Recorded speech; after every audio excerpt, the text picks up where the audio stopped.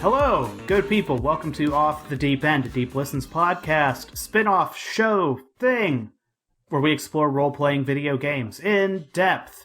My name is Jeff Rude, the host, the MC, the Burn Flame spell. Joining me in this expedition, this romp, we have the Burn Flame spell. Braden, Arbitrary Water. Hello, Braden. Hi, hello. Also joining me in this endeavor, we have the Burn Flame, Chris, Zombie Pie, Redacted. Hello. When I woke up this morning, I noticed that I had slept with a jar of peanut butter next to me, and I don't know how it got there. This is just the start of a Kafka novel or a really poor taste joke.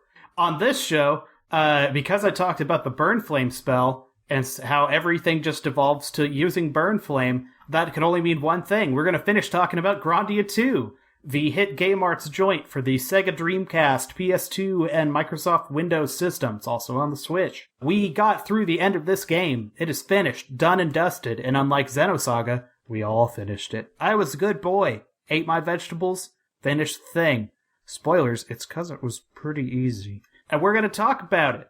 Before we do, if you'd like to be a part of the pre-show funkin' and discussions about hot strats to get through Grandia 2, like casting the fire spell, Burn Flame, or using the fire spell, Burn Flame, leveling up your first ability that you get for each character so they just instantly cast cancel attacks, or Burn Flame, you can kick in $1 or so to the Deep Listens Patreon. That's right, it's a Patreon, which gets you access to a Discord. The address for that Patreon is patreon.com/deeplistens, patreon.com/deeplistens. As mentioned, any dollar amount that you kick in will get you access to an ultra-secret Discord full of cool people.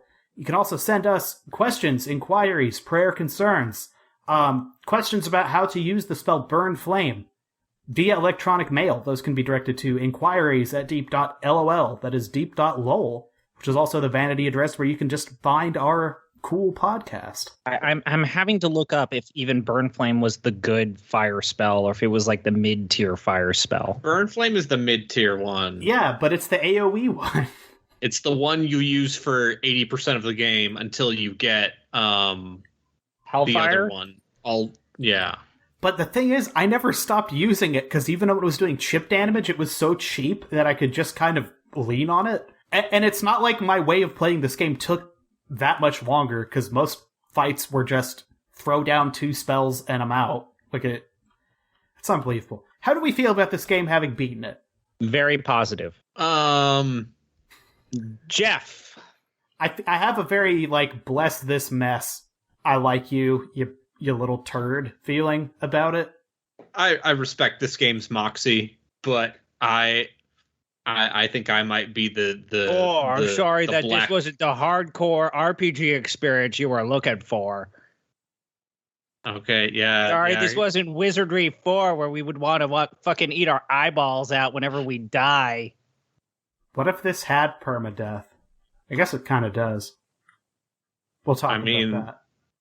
Yeah, anyway, I'm going to be the Black Rain Cloud here, but even then, I turned around on this game pretty hard in the last couple hours. I will give it that. Yeah, when it decides to start doing interesting stuff, it keeps a certain pace. Let's be more specific here. When it does interesting stuff with its story and characters. Yeah, I think the tragedy of this game ultimately is that mechanically it runs out of new things to do pretty quick. The best it can do is just stack more of the same. You can sort of find some synergies in skills that come out of the ridiculous books that you find, but those just amount to, do you want your fire spells to be better? Do you want to have more attack juice? It can lead to a thing we talked about in, I guess, the last 2 episodes really, which was these characters aren't super differentiated, so you can build kind of 4 identical hitbox piles that all do everything, or you can kind of min-max them, which is the direction I went. And that, I think, is maybe the move to make it even easier than it already is. I don't know. At a certain point, I felt like I had maybe broken the game beyond what they had intended to do, because, as I've mentioned here a couple times now, I could just throw the mid-level fire spell out, and that was like 90% of the game was done. Like, there was no answer for it. I would say, as probably the person who is the most positive about this game, while I agree that the complete, like, plummet of difficulty in this game is certainly led to this not being the best playing experience, and there are certainly some dungeons that we need to talk about their design and different levels of how bad they are.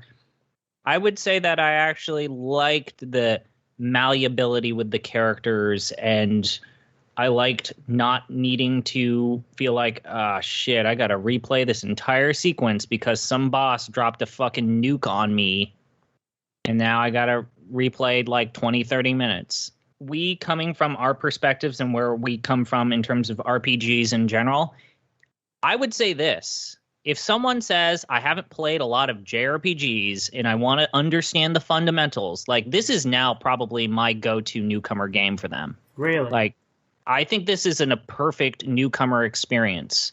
It gives you the best hits. It provides, like, the basic storytelling structure of a JRPG. The mechanics are easy enough to wrap your mind around. Like, you don't have to worry about respecking for the most part. Like, you literally cannot ruin your characters no matter what you do to them. I think this is a genuinely good newcomer experience. I think I would agree with you. I think my intro JRPG recommendation for someone would probably still be like Dragon Quest XI or something. But I think the only thing about Dragon Quest, and Dragon Quest certainly comes up a lot, is I don't know how many newcomers to JRPGs are willing to sink in 80 plus hours into a video game. Like, I think that there's a value to like something like Persona 4 as an intro newcomer video game, but I can't do that because it's a 80 plus hour experience. This game, while it felt long for us comparatively to what we would normally have to do for a JRPG, it's not that extreme. Like, it tops out at about it's less than 40 hours, definitely.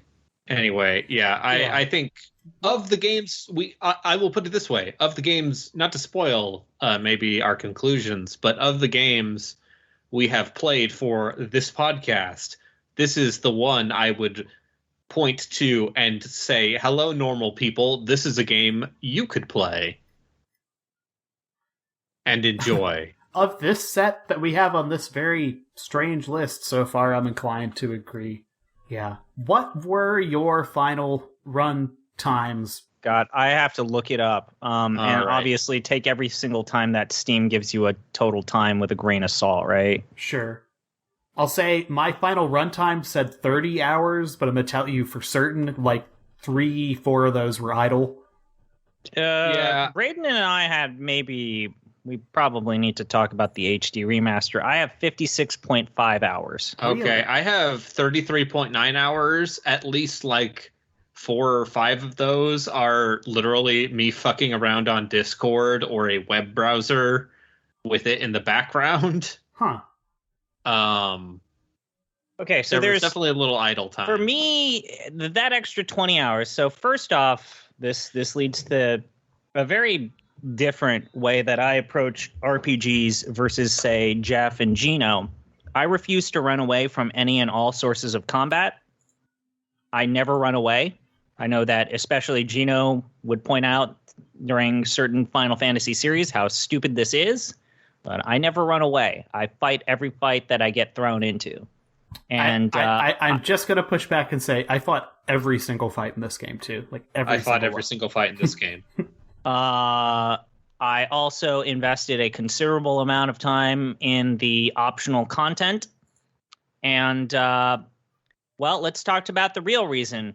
the Grandia II HD remaster has some game-breaking bugs, which caused me to lose my progress and have to replay a good smattering amount of this game. I thought it was because you streamed the game and read every single line of dialogue. Oh, yeah, that too. I literally read and voice acted every line in this game. Available on your YouTube. Yes. Channel. That didn't help either, but I would say, Braden, you were there for the most part. I lost about anywhere between 3 to 4 hours of progress due to a handful of system crashing, locking bugs. Yep. Jesus. You did. Now, there are a couple of them. For whatever reason, there are certain spells in this game which just cause the game to enter an immediate fail state. The most notorious of this is that Elena's White Apocalypse spell, if used at the end of boss battles, just causes the cutscene that would normally play after the defeat of that boss to completely corrupt because you're transitioning from one cutscene to another, and the game can't handle that and immediately crashes. Another one in the Battle of Valmar, if you use on Valmar's core, which is maybe the hardest part that we got to talk about, apparently if you use sleep on the immediate next turn, the game just immediately crashes. Like, there are weird situations here to where people in my chat while I was streaming pointed out that, yeah, the HD remaster for Grandia 2, it's a damn shame they got rid of the Anniversary Collection because the HD remaster, especially on PC, has a way more problems than the Anniversary Edition of the game. The odd thing is that for whatever reason, these problems don't exist on the Switch or console ports, and they have supposedly patched the game, but it still hasn't fixed some of the more fundamental system locking issues. But it was, I'll tell you, Jeff, probably the worst one that happened to me is when you are on the moon. Yeah. And you end your whole situation with Valmar, where like Millennia gets Vord and Mareg does his huge thing, his heroic sacrifice, which is a spoiler. And then you go to Siren, right? Yes. Well, I did not realize that you could go to the inn at the Kingdom of Siren to save, so I immediately jumped into the battle with Roan.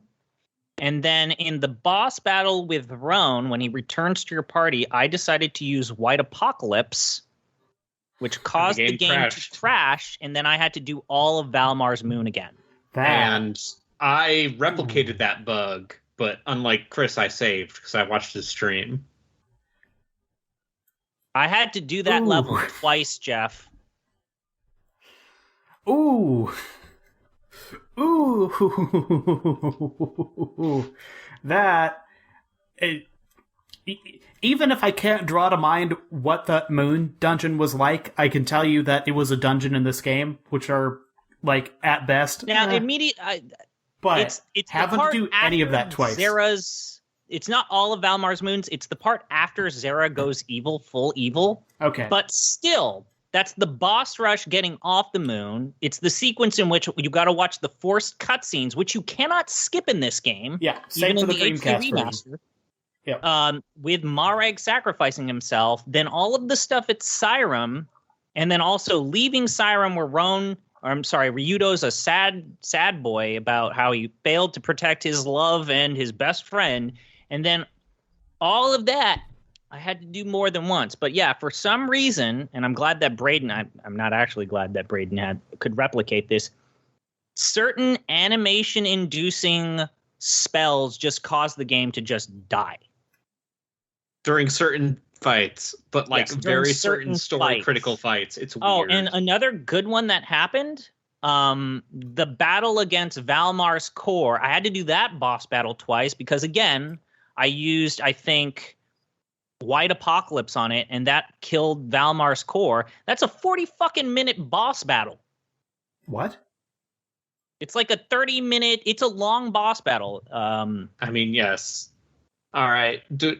Yeah. So there are weird bugs in this, and I guess that is our the thing we need to tell you, the listening audience, is this game breaks. So I was the smart one by buying a used physical Dreamcast, and then buying a mode, and then acquiring a copy of Grandia II, and then getting my entire Dreamcast refurbed and recapped with a new fan, and then doing it that way, up to and including having to basically have a second VMU to save this and other games.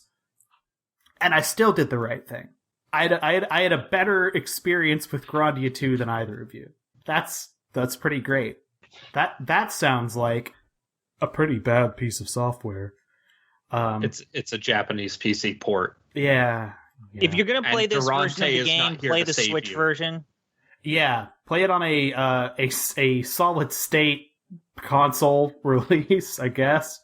I did enjoy streaming this game. If we want to go into that bit, this was an interesting streaming bit. Yeah. I mean, the parts where that were interstitial levels allowed me to interact with my community almost around the clock. Yeah, so structurally, what all happened? We had, like, the slow ramp-up of this game, like, sort of the end of the second act is being put on this quest to go find the Grana Saber. Or I guess that's the beginning of the second act. Whatever. Let's not get bogged down in that semantic conversation.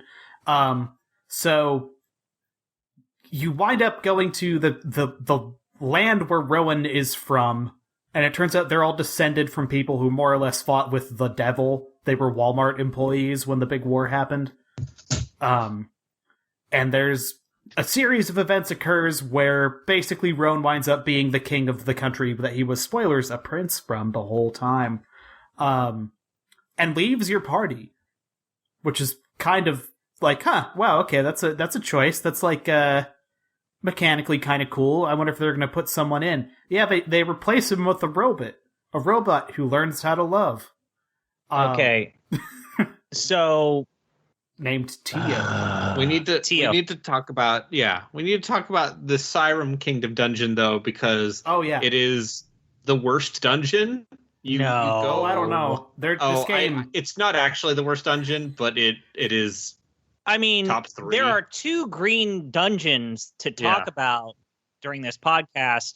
I would rank this below the other green dungeon. Yeah. The one thing that I want to say is that the thing that I really hated is, I could give a fuck about characters jumping in and out of your party when the replacement still provides a similar but maybe different utility. Yep. Boy, howdy, when Roan leaves your party, and Tio doesn't have that SP ability, that special ability that just instantly gets rid of all your status effects that Roan can do, boy, howdy, that makes this level, which is almost all status effect inducing enemy types, really shitty.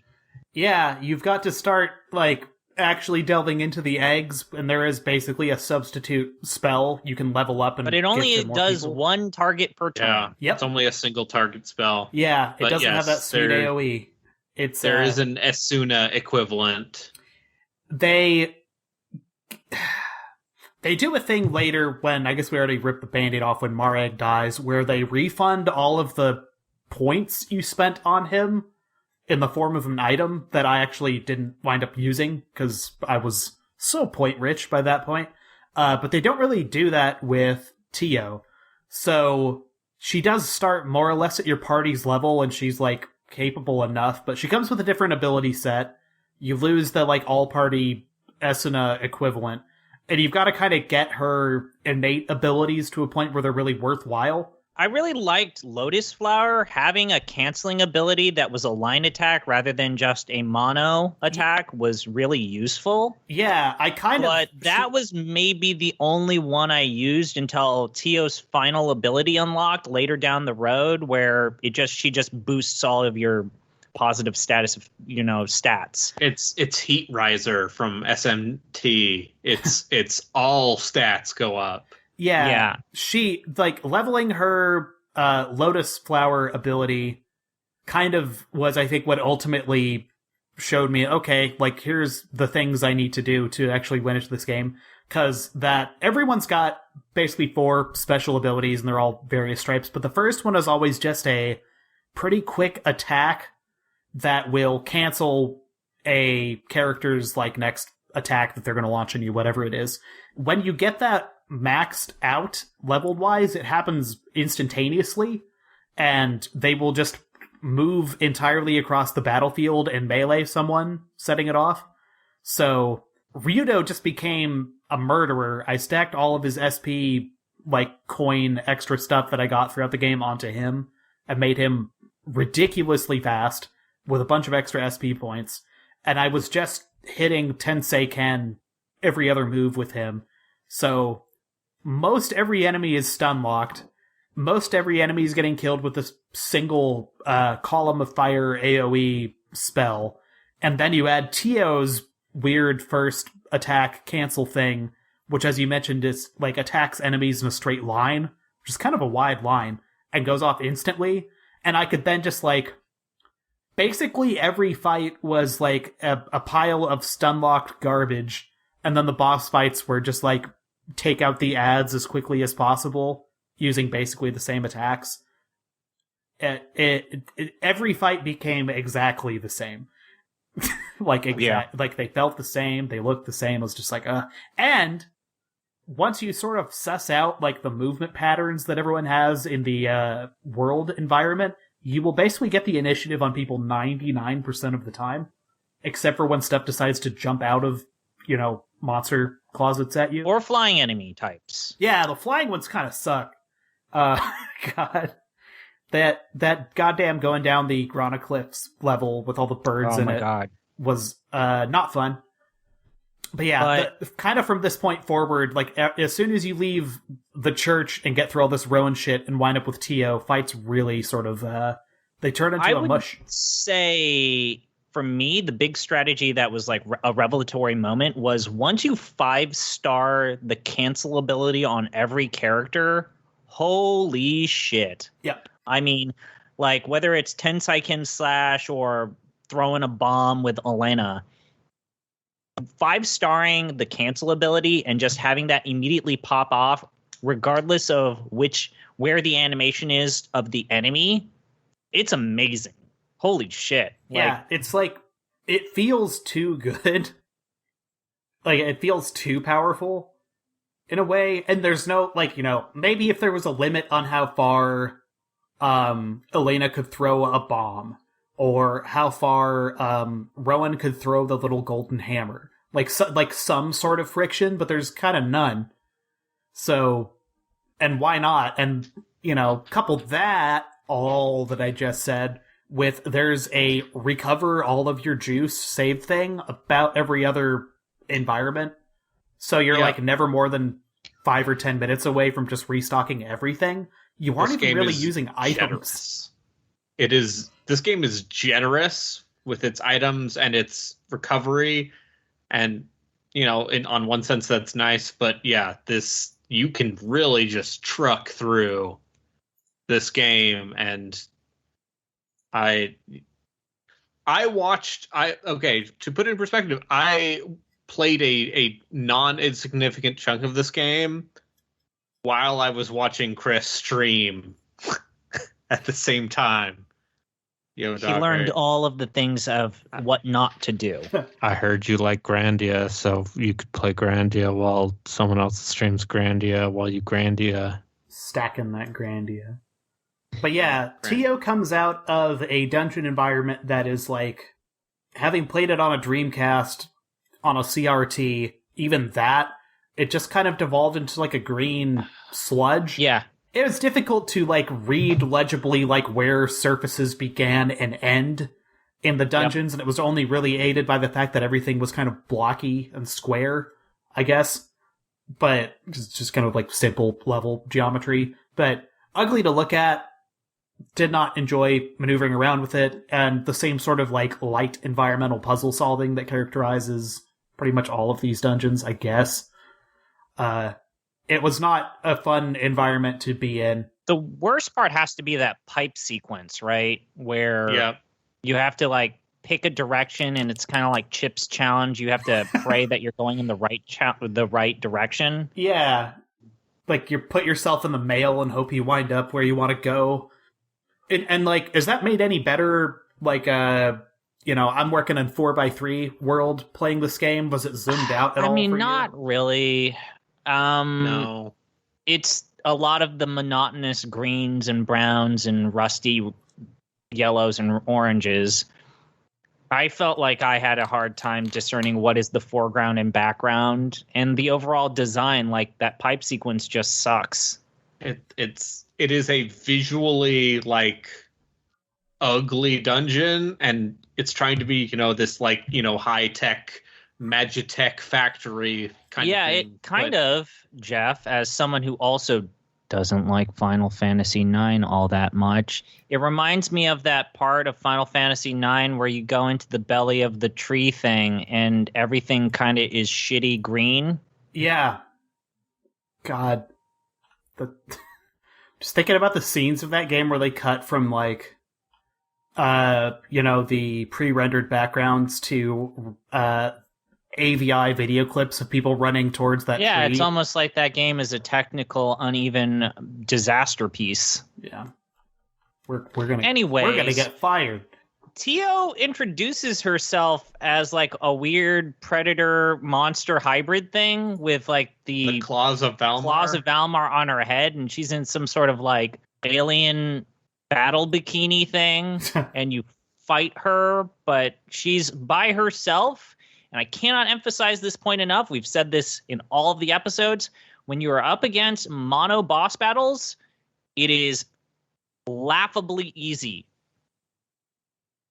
Laughably easy because you can basically just stun lock the bosses or perpetually target cancel them to where they never get a hit off. Yep, you can stun lock any sort of single target boss in this game, which is why most of them have body parts or ads or whatever. But for whatever reason, Claws of Valmor does not. Yeah, it goes down pretty darn easy. Like, I don't know, that had maybe the most plot fight feel of all of these, I guess. Compared to that eye boss in particular, which was maybe like the hardest difficulty spike in the game. And was not that bad to begin with. So she end up takes a slot. defeating Tio, which causes her to be free, and she needs to be taught how to have a soul, which leads to a subplot in which she and Mareg have like some sort of relationship. Mareg basically adopts her as her lion. He's her lion daddy. Oh yeah, she Mareg is pretty thirsty for this robot waifu. Yeah, I don't know if it's that may or may not be headcanon. Yeah, it like I don't want to really deliberately mischaracterize it because I do think it's not prurient or anything or intended to be read that way. It's more just like, of course, they would have the like noble savage character who has all of your amazing like river metaphors be interested in teaching a robot how to love or whatever. It's a little, I mean, whatever. Rito obviously is not interested in any of this because, as we know, he hates God and women. So that said, we have a bit of a story peak when we return to Roan, who is trying to figure out what his dad is planning. There are a couple of little bits where you kind of learn about Roan's heritage. There's a real funny bit where Roan's like, "Don't you see? This is who we are." And then he like comically shakes a flag, which drops a fake flag that reveals the true flag of Siren, which is the emblem of the people of darkness. That scene made me laugh a lot. Yeah, a real art from adversity, sort of like, this is how we can animate this. The art from adversity in this game starts to really, really creep up at the end in a way that impressed me. We find out that Melfis is here, and I think he killed Roan's dad? Or, yeah, something like that. Something like that. Anyway. I don't know why he killed Roan's dad. He just did it. And whether or not Melfis is just doing his own thing or he's under some sort of influence is still undecided. But Melfis is great. Holy shit. Yeah. So, yeah. So Melfis, he's Ryoto's brother. And Ryudo's just like, why are you like this? And he's like, 'cause you're a wiener, butt nugget. Basically, he maybe doesn't say it like that, but he basically does. He does. He is a scenery chewing, hammed up dick ball of a turd. Yeah, a perfect antagonist, and I do enjoy the single-mindedness of Mareg in these sequences. Is just like, I smell him, I can smell the bad guy. Rawr! Like very good overacted shit. It becomes melodramatic in a way. You start getting into their pasts and the past of this weird Ronin village of sword people. And his little scummer friend whose name is now failing me.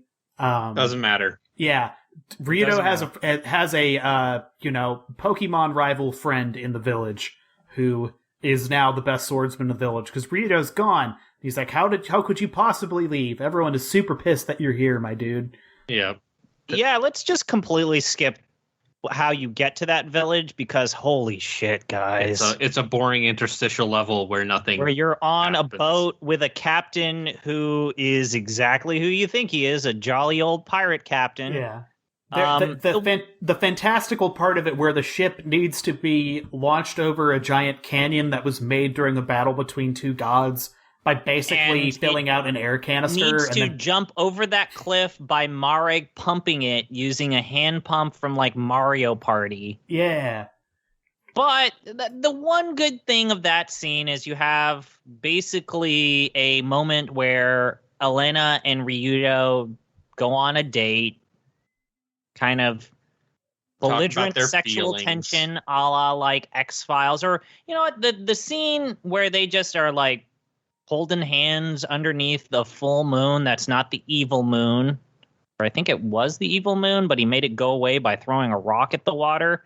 All of these like Ryudo and Elena date sequences kind of blur a little, but it kind of reminded me of the part of Final Fantasy X, which comparisons to Final Fantasy X are going to come up a lot, where Yuna and Titus go to the Macalania woods and they do the kind of thing where she's in the water and crying because metaphor, and then they decide to swim in the water and then they're flying, that kind of shit.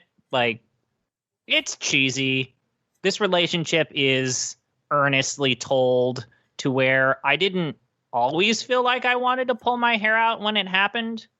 But, you know, relationships, guys. Yeah, it was chaste. Generally felt like it was earned and made sense. No one seemed like they were like being coerced or pressured or bullied or pushed into a thing. It just kind of happened. And as we'll talk about in the ending, I think it actually sort of comes to a nice conclusion too. I like the note they ended on. It sort of reminded me of you talking about Final Fantasy XII in a way. But we'll get there. Actually, I was going to actually make a Final Fantasy XII reference when we talk about the ending. Yeah, so you go to the childhood village of Ryudo, which is Garland, and you find out that Ryudo is despised and hated because it turns out that when Melphis was, who is Ryudo's brother, really was trusted to be the next hero of this village, which they trained to be protectors of something. Like an ancient shrine, but it turns out, oh no, the ancient shrine, it's actually the horns of Valmar. Long ago, Melphis was trying to save a shrine maiden whom he was betrothed to, but then the Valmar piece corrupted. She got her. Valmar'd, and he stabbed her, and then he got Valmar'd. And then that brings shame to the village, and it's Ryudo's fault because plot. Because he's related. Yeah, see, that whole part of the story, it's like, we hate Ryudo because his brother fucked up. Like, I was like, really? You couldn't, like, make him fail to do something? Like, I felt the justification for how heavy they hit it over your head that he is hated here just a little too ridiculous for my tastes. This midpoint is all character building stuff, and honestly, like, it's not as good as when the characters are just being built organically in, the random conversations and stuff. Like, when Melfi's is in the scene, it's totally fine. It's totally fine because Melfi's, who is voiced by the dude who is the voice of Solidus Snake, among other things, is just full schlock. Full anime cornball ham. It's delightful. And what's unfortunate is, outside of Melfi's, we're not going to get a lot of voice acting until the end in a couple of sequences when we get to the Valmar's moon. Like, Melfi's is really the highlight for, what you think, like 3-4 hours? Yeah. And which is a bummer, because when we're done with Melfi's, it feels like, okay, so we're going to go back to this amalogous kind of ethereal threat of Valmar. It was nice to have a face to the omnipotence or the evil that we're trying to chase after. And then it loses that. And then we do Mareg's whole deal. Well, I guess I want to say the stuff with Melfi's is really good. Like, he has an arc. And it would have been better, I think, if Melfi's had been introduced earlier in the story. Like I said, to have a face to this maleficent evil. And damn, I wish that they had, some sort of replacement for Melfi's, even if he wasn't as charismatic as Melfi's. Yeah. I mean, they do. We've already met him, spoilers. But he does not occupy the same, like, the example for all this shit is Final Fantasy VII, and I guess I'll continue this comparison in a moment. But, like, Sephiroth, like, haunts you that entire fucking game, Like, it's a name that's mentioned early on, and then you get clips of, like, how fucking powerful he is, and then he kills your friend, and then, you dick around for several more hours in the kind of saggy middle, and then you get to the fireworks show, and he's fucking summoning a meteor to the planet, and you gotta stab him to death with Omni Slash, and it's all cool. But, like, from almost the jump, it's like you're aware that there is a thing that's called Sephiroth and says to fight you. And this, like, Melfis the concept is introduced, like, a slightly too late, and then he's done off a little too early, and he winds up feeling like a mid-boss. He is a mid-boss, I guess. It feels kind of like a waste. Should have been a recurring villain. He should. Instead of a guy you have one story fight with where you can't hit him, and then immediately the next time you fight him, you just work him. Yeah, as soon as they take the blinders off you in this game, it's just like, do I cast the fire spell? Shit. All right, well, let's do it.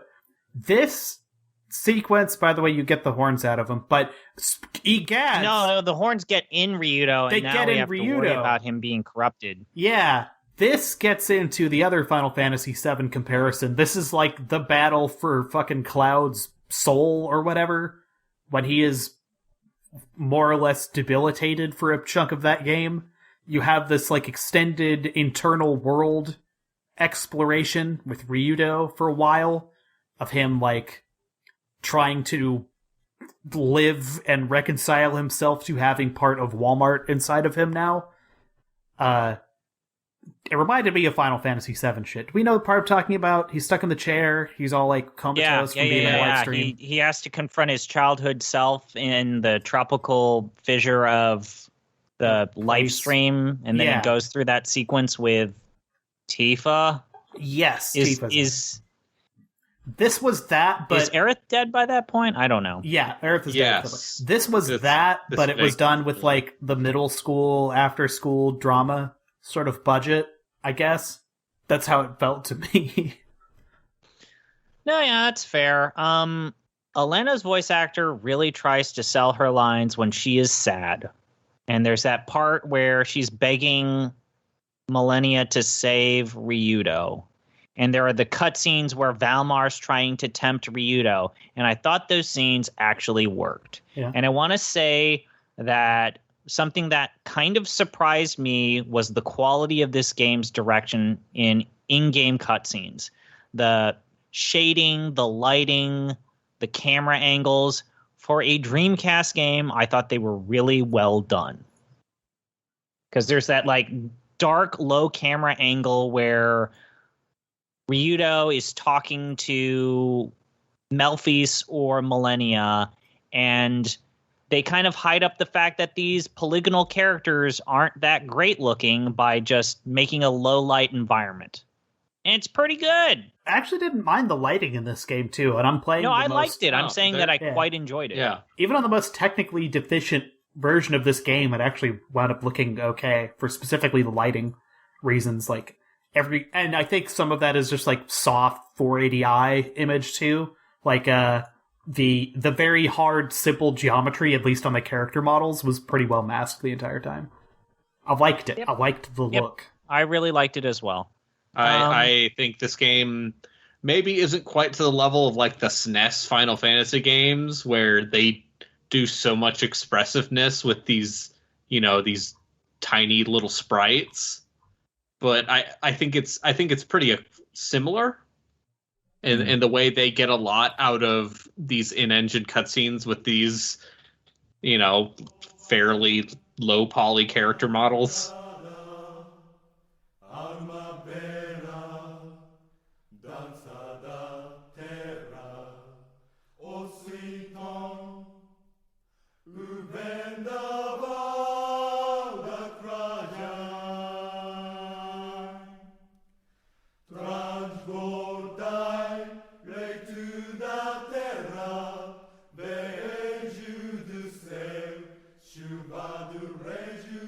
Well, we go from the emotional roller coaster and high of defeating Melphis to probably the single worst set piece in the entire level, which is Mareg's village.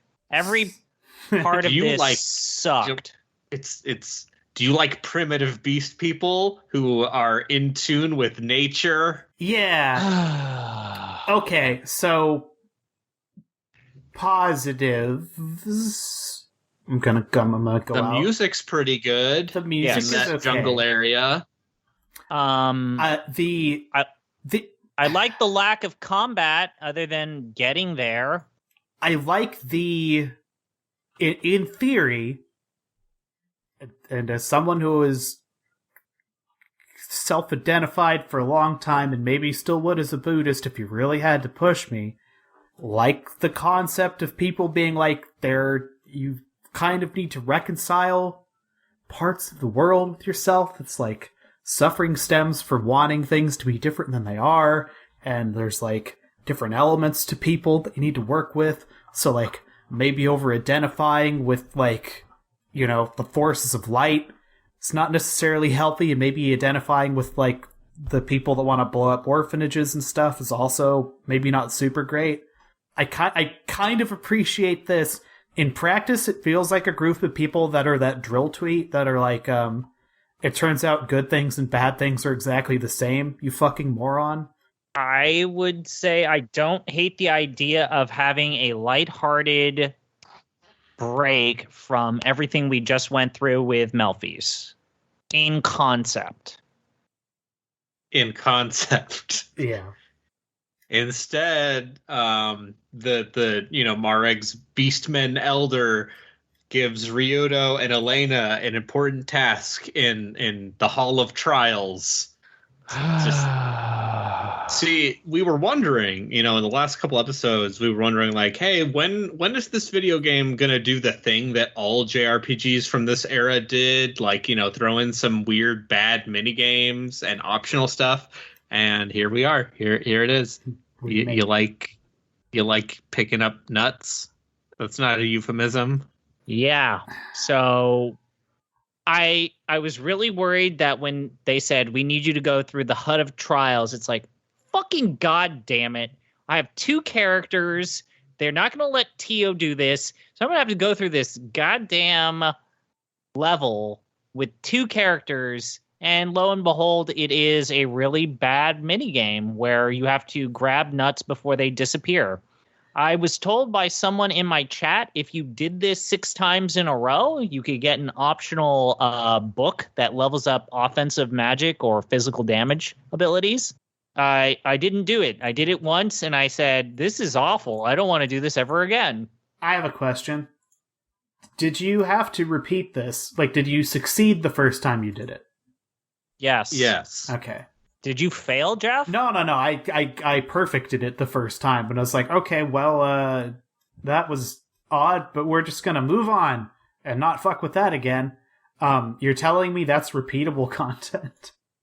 That is repeatable content. If you succeed in doing it Why? 6 times, Why? you can get a book that teaches skills. Well, that's great. More skills in more books that I literally don't have slots to apply to my characters, even if I wanted to level them up. Yeah, see, the game's pretty stingy about your slots with putting that stuff in. I mean, you get 6 eventually by the last dungeon, but yeah. Yeah, you have too much butter to spread over too little bread.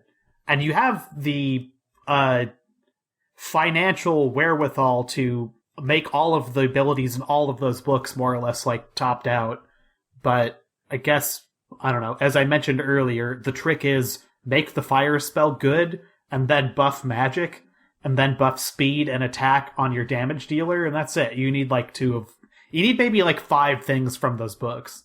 I guess I gave Marek Marek had 6,000 hit points by the time I was done. Oh yeah, Marek was a tank for me. Yeah. But even then, I if a character dies in combat, you just revive them. It's not that hard. Anyways, so and yeah. Also, revival stuff. In Final Fantasy, a revive usually just gives them up at half HP. Yeah. And in Grandia, the basic ass revival item revives them at full health. Right. And there is an improved version which not just revives them, but revives them in the calm portion of the timeline. So they can immediately attack after being revived. So there were times where it's like, this character's at low health. It's actually to my benefit to let them die so as that I can revive them and have them immediately pop off their SP cancel ability. Anyways, so this is Creepy Pervert Town. Creepy Pervert Town. So they spread the scent. So apparently you get dropped into this. Yeah. You get dropped into this vat of moss, which turns out to be an aphrodisiac for the beast people, and that gets them all horny. I mean, in an E for everyone kind of way, but yes. It's a pretty terrible level, or it's a pretty terrible moment, and it coincides with Elena trying to proselytize her religion to these goddamn heathens that don't believe in Granas. Okay, I don't know if that's necessarily how I scanned what was going on there. Okay, then you tell me, wizened sage. So, I mean, hey, people who have some concept of this thing that I'm talking about, it turns out I'm a student of this fucking school of religious thought, and they're like, oh, you guys need to perform for us. It's more or less etiquette. We would like that. And everyone's like, I can't fucking sing. I can't fucking sing. I'm a robot. I cannot sing. And Elena's like, well, I can sing. So she just politely sings a little song for them, and everyone in the village is like, that's kind of nice. Yes, it seems okay. I don't know if that to Elena in her headspace is and then they will probably start to worship Granas when I sing the nice song. I don't know if that was authorial intent, and I don't know if necessarily I would ascribe that to the fictitious character of Elena, who at this point is probably just vibing and happy she doesn't smell like moss anymore, I guess. I can see why you would walk away with that. I guess. I can see why. Because I don't think that's, baseless. This is also the part where Ryudo fucks up confessing his love to Elena and Millennia. At the same time. The birth of the nervous polycule of fun Jungian bullshit. which we do come around to at the very ass end of this game. Do I like... It's so funny because I just watched Tenchi Muyo 2, finally, the Tenchi Universe thing. And it is just like a Princess Ayeka and, God damn it, the vulgar one. Grandma 1/2? No, the other character from Tenchi Muyo. Ryoko. Oh. At some point, I will watch Tenchi Muyo, maybe. Millennia is Ryoko, and Elena is Princess Ayeka. I can make anime references with the best of them, by God. But yeah, it's like pretty much the same dichotomy. It's just Tenchi was somewhat less of a dirtbag, except for in that one non-canonical film where he slapped the woman. So anyway, yeah, they're... Oh no, I don't know which one of the ladies that I like. I think I like them both. Oh shit, I really stuck my foot in my mouth. The sequence takes like a little longer than I would have liked it to, I suppose. But yeah, we get to the schism of, and which one of these people is real? They're both real. They're different parts of personality. Japan likes Carl Jung. Which I talked about before. Yeah. Please refer back to Off the Deep End episode, whichever. 2. Xenosaga 2. There you go. The second Xenosaga episode, so that would have been 4. Yeah. Oh shit, yeah, you're right. Yes. There you go. I don't even have to go edit that now. So we get the botched love confessional shit. What is after this? The Rift. Yeah. No, we have to go through the rest of this fucking forest first. And then the Rift. We gotta chop a bunch of mushrooms. Oh god, you're right. See, I just blank out all of the... I finished this game like 3-4 days ago, and I've already just started blanking out any area that is not just a big important story dungeon. Yeah, like, I don't know. I think unfair comparisons, but like, with the exception of maybe the area before the big fight between the Crusader people and Sin in Final Fantasy X, which is a completely linear game, sort of like this one, like, all the environments are kind of memorable and unique and stick out in some way in my own head anyway. Like, Meathead High Road, interesting place. Makalani Woods, kind of interesting place. Thunder Plains, kind of interesting place. These, I think, just all, like, similar perspective, similar kind of shaped world maps, and same little gimmicky tricks to, like, oh, I made the little bridge fall down. Oh, I made the two vines get closer and have to go across. Oh, I had a random encounter with people. I guess I'll just use the same fire spell I've used for 10 hours. There aren't even a ton of like perfunctory JRPG dungeon puzzles here. Yeah, and they amount to basic. The like Skyrim, like, oh, move the box out of the way, and now I can get back to the entrance of the dungeon very quickly. Half the time, which it's also very inconsistent about displaying the telestrated signs that, yo, you need to interact with this thing to move it in the correct place, but there's no way for you to interact with anything incorrectly. Yeah, and then there's some parts of, specifically the last dungeon of the game, where it's like there are parts of the environment that you need to interact with that don't put up that little display. You just have to sort of like, that, okay. Like, I will hit A enough and the box will move. That's cool. It's around here that I noticed another mechanical thing that always kind of pissed me off, which is I always forgot to plan and set aside SP to level up Millennia. So by the time she would pop off or rejoin my party, it's like, yeah, you got a bunch of level 1 and level 2 abilities, but I spent all that shit on fucking Elena and Ryudo, so I guess you're just going to sit here.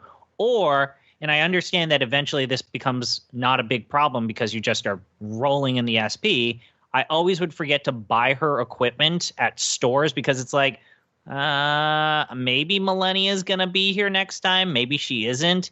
She was always a character that was impossible to plan for or like feel invested because of how little she is in the game or how inconsistently she's used.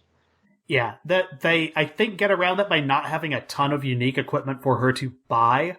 But they do drop quite a few things out of chests throughout the game that are mostly different crossbows for her, I guess. But yeah, every time she rolls in, And then, she has the fun ability where she takes away your ability to control her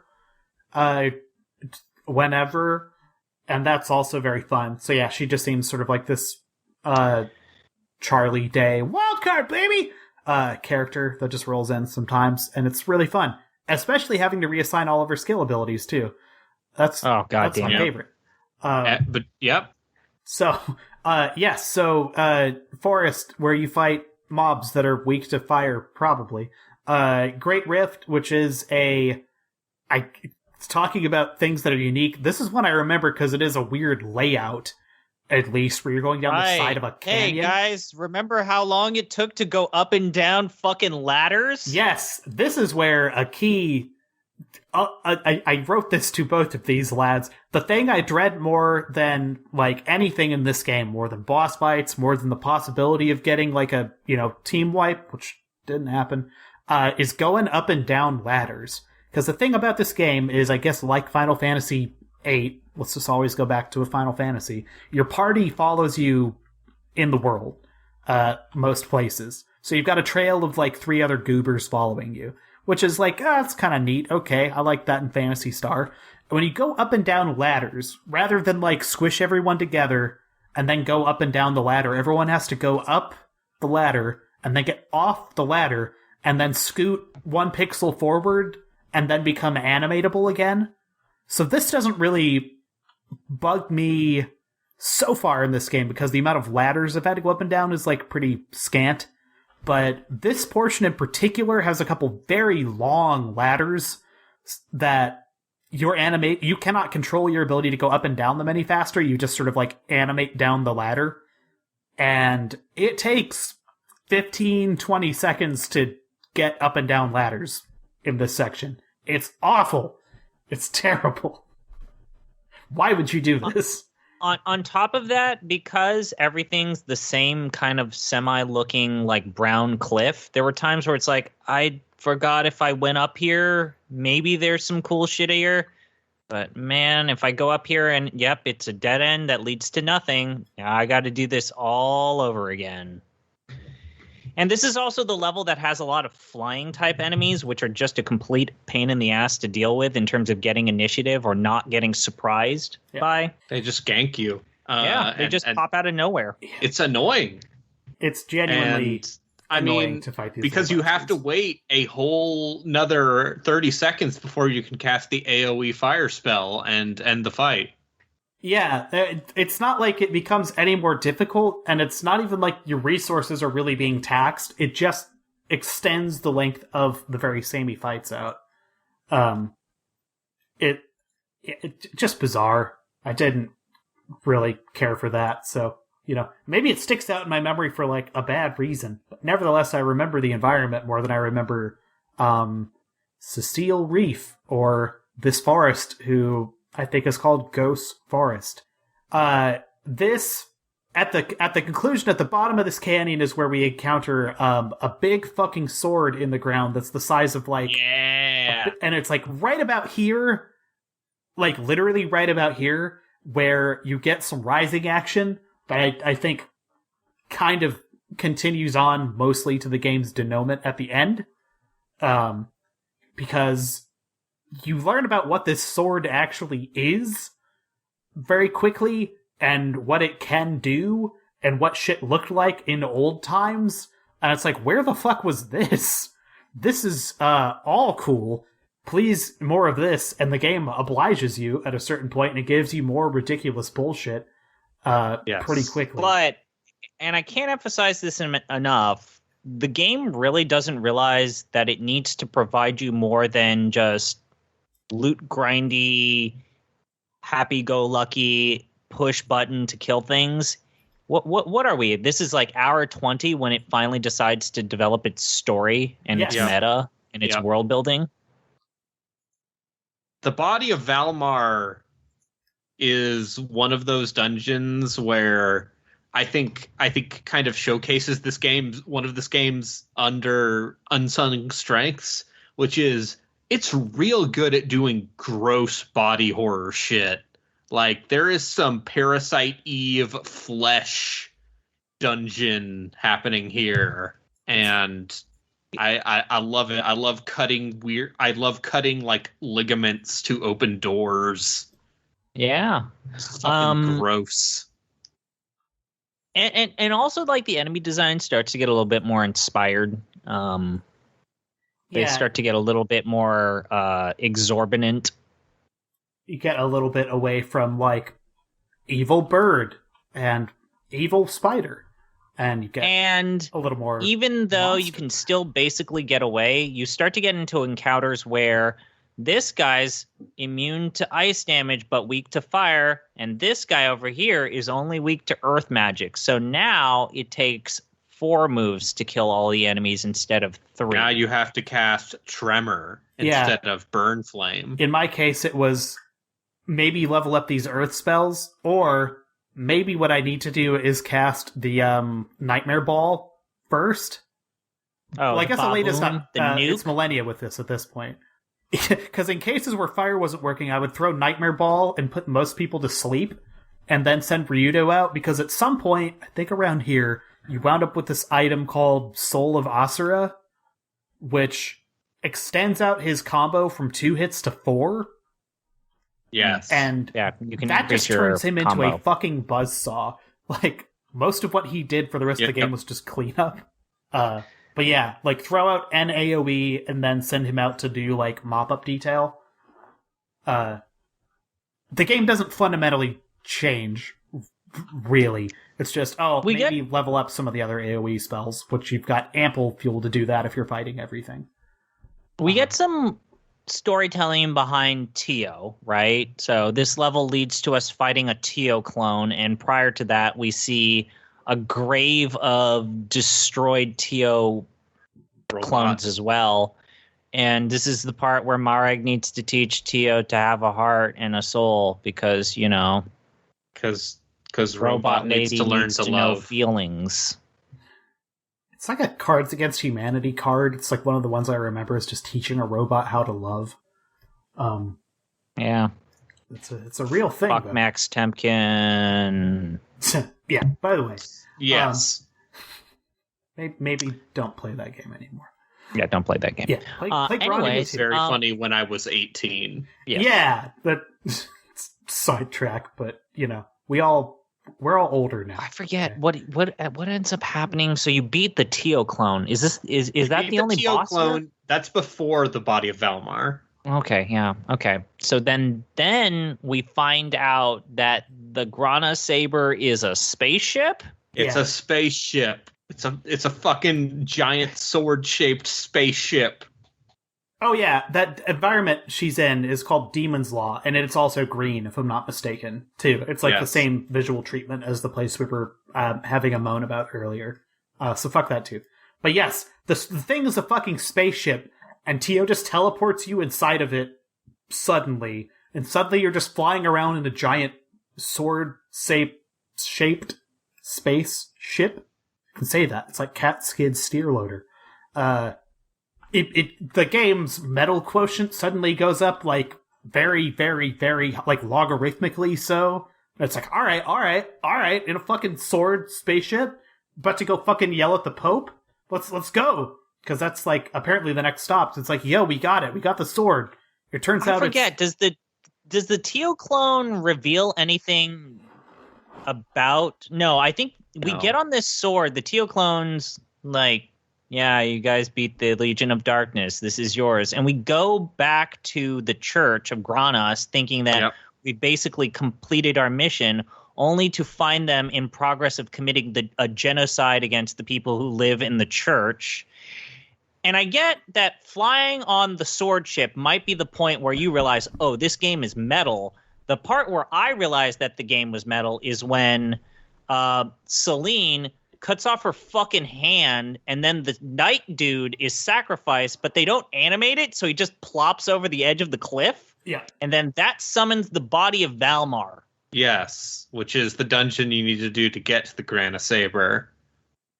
Yeah, it turns out the nice dark-haired lady who seemed clearly fucking evil was definitely fucking evil the whole time. in one of the greatest surprises in gaming, and the body of Valmar, as you mentioned, is released, which you go inside of.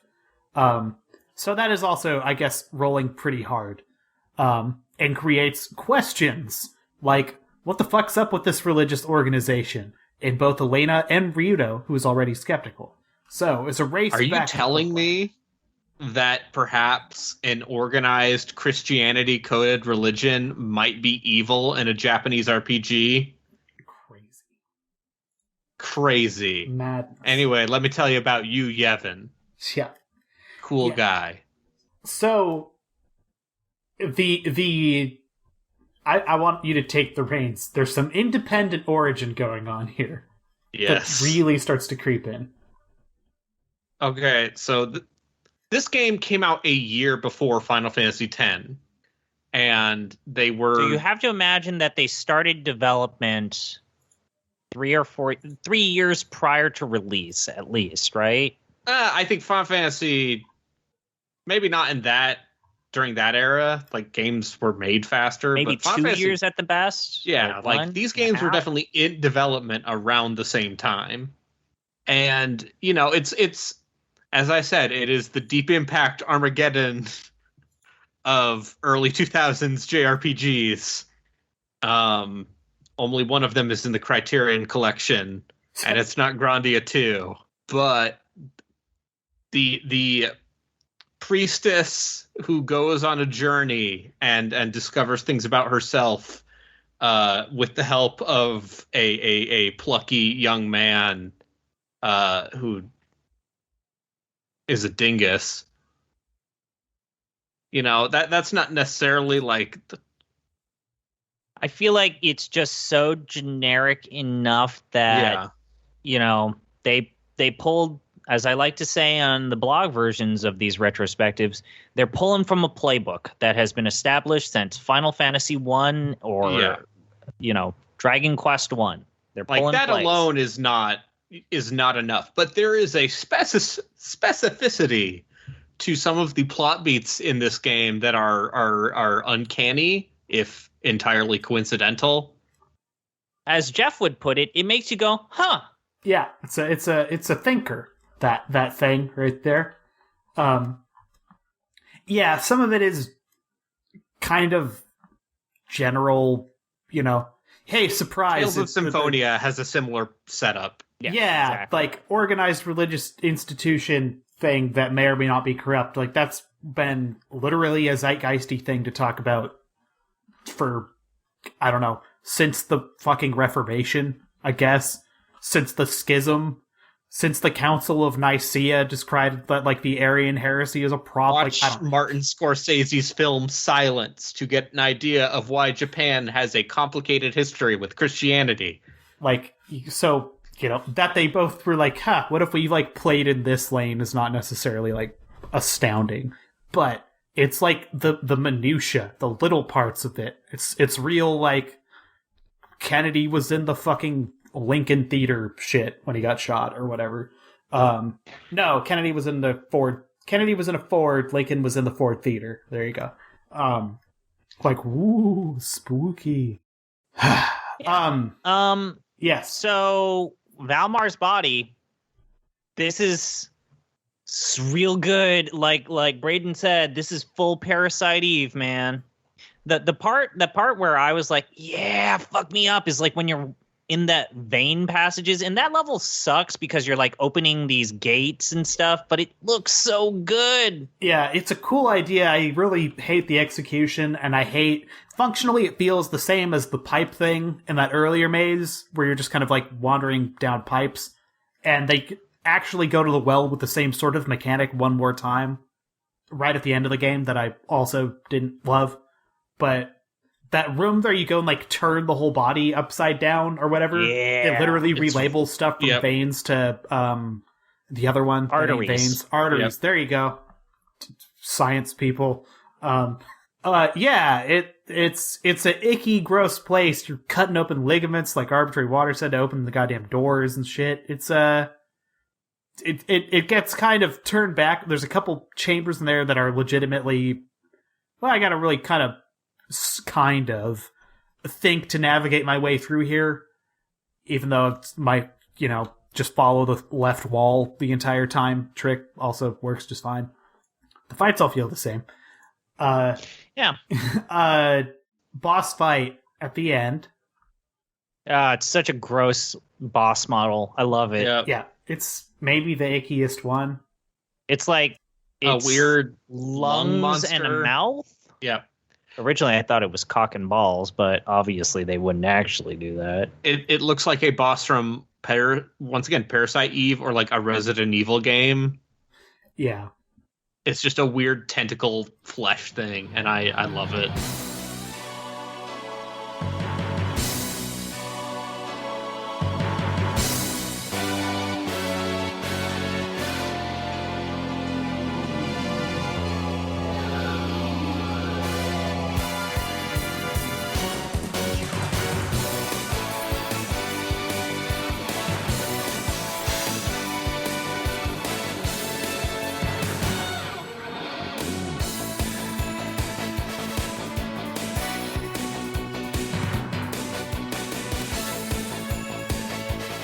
Trying to think if there's anything that notable that happens between there and going back to the Pope. Not really. I mean, the characters loudly wonder about why did Celine make your life harder, but you just hop on the sword, and then when you park it at St. Heim Papal State, you see a bunch of people running away, and the Cathedral Knights have basically massacred everyone in front of the church. Yeah, because it turns out... I mean, it's at this point when basically we enter the Day of Darkness, and Elena in particular is especially distraught because she believes that she's done everything within her powers to prevent this moment. And so she has a couple of moments where she's like going through an existential crisis. Mm-hmm.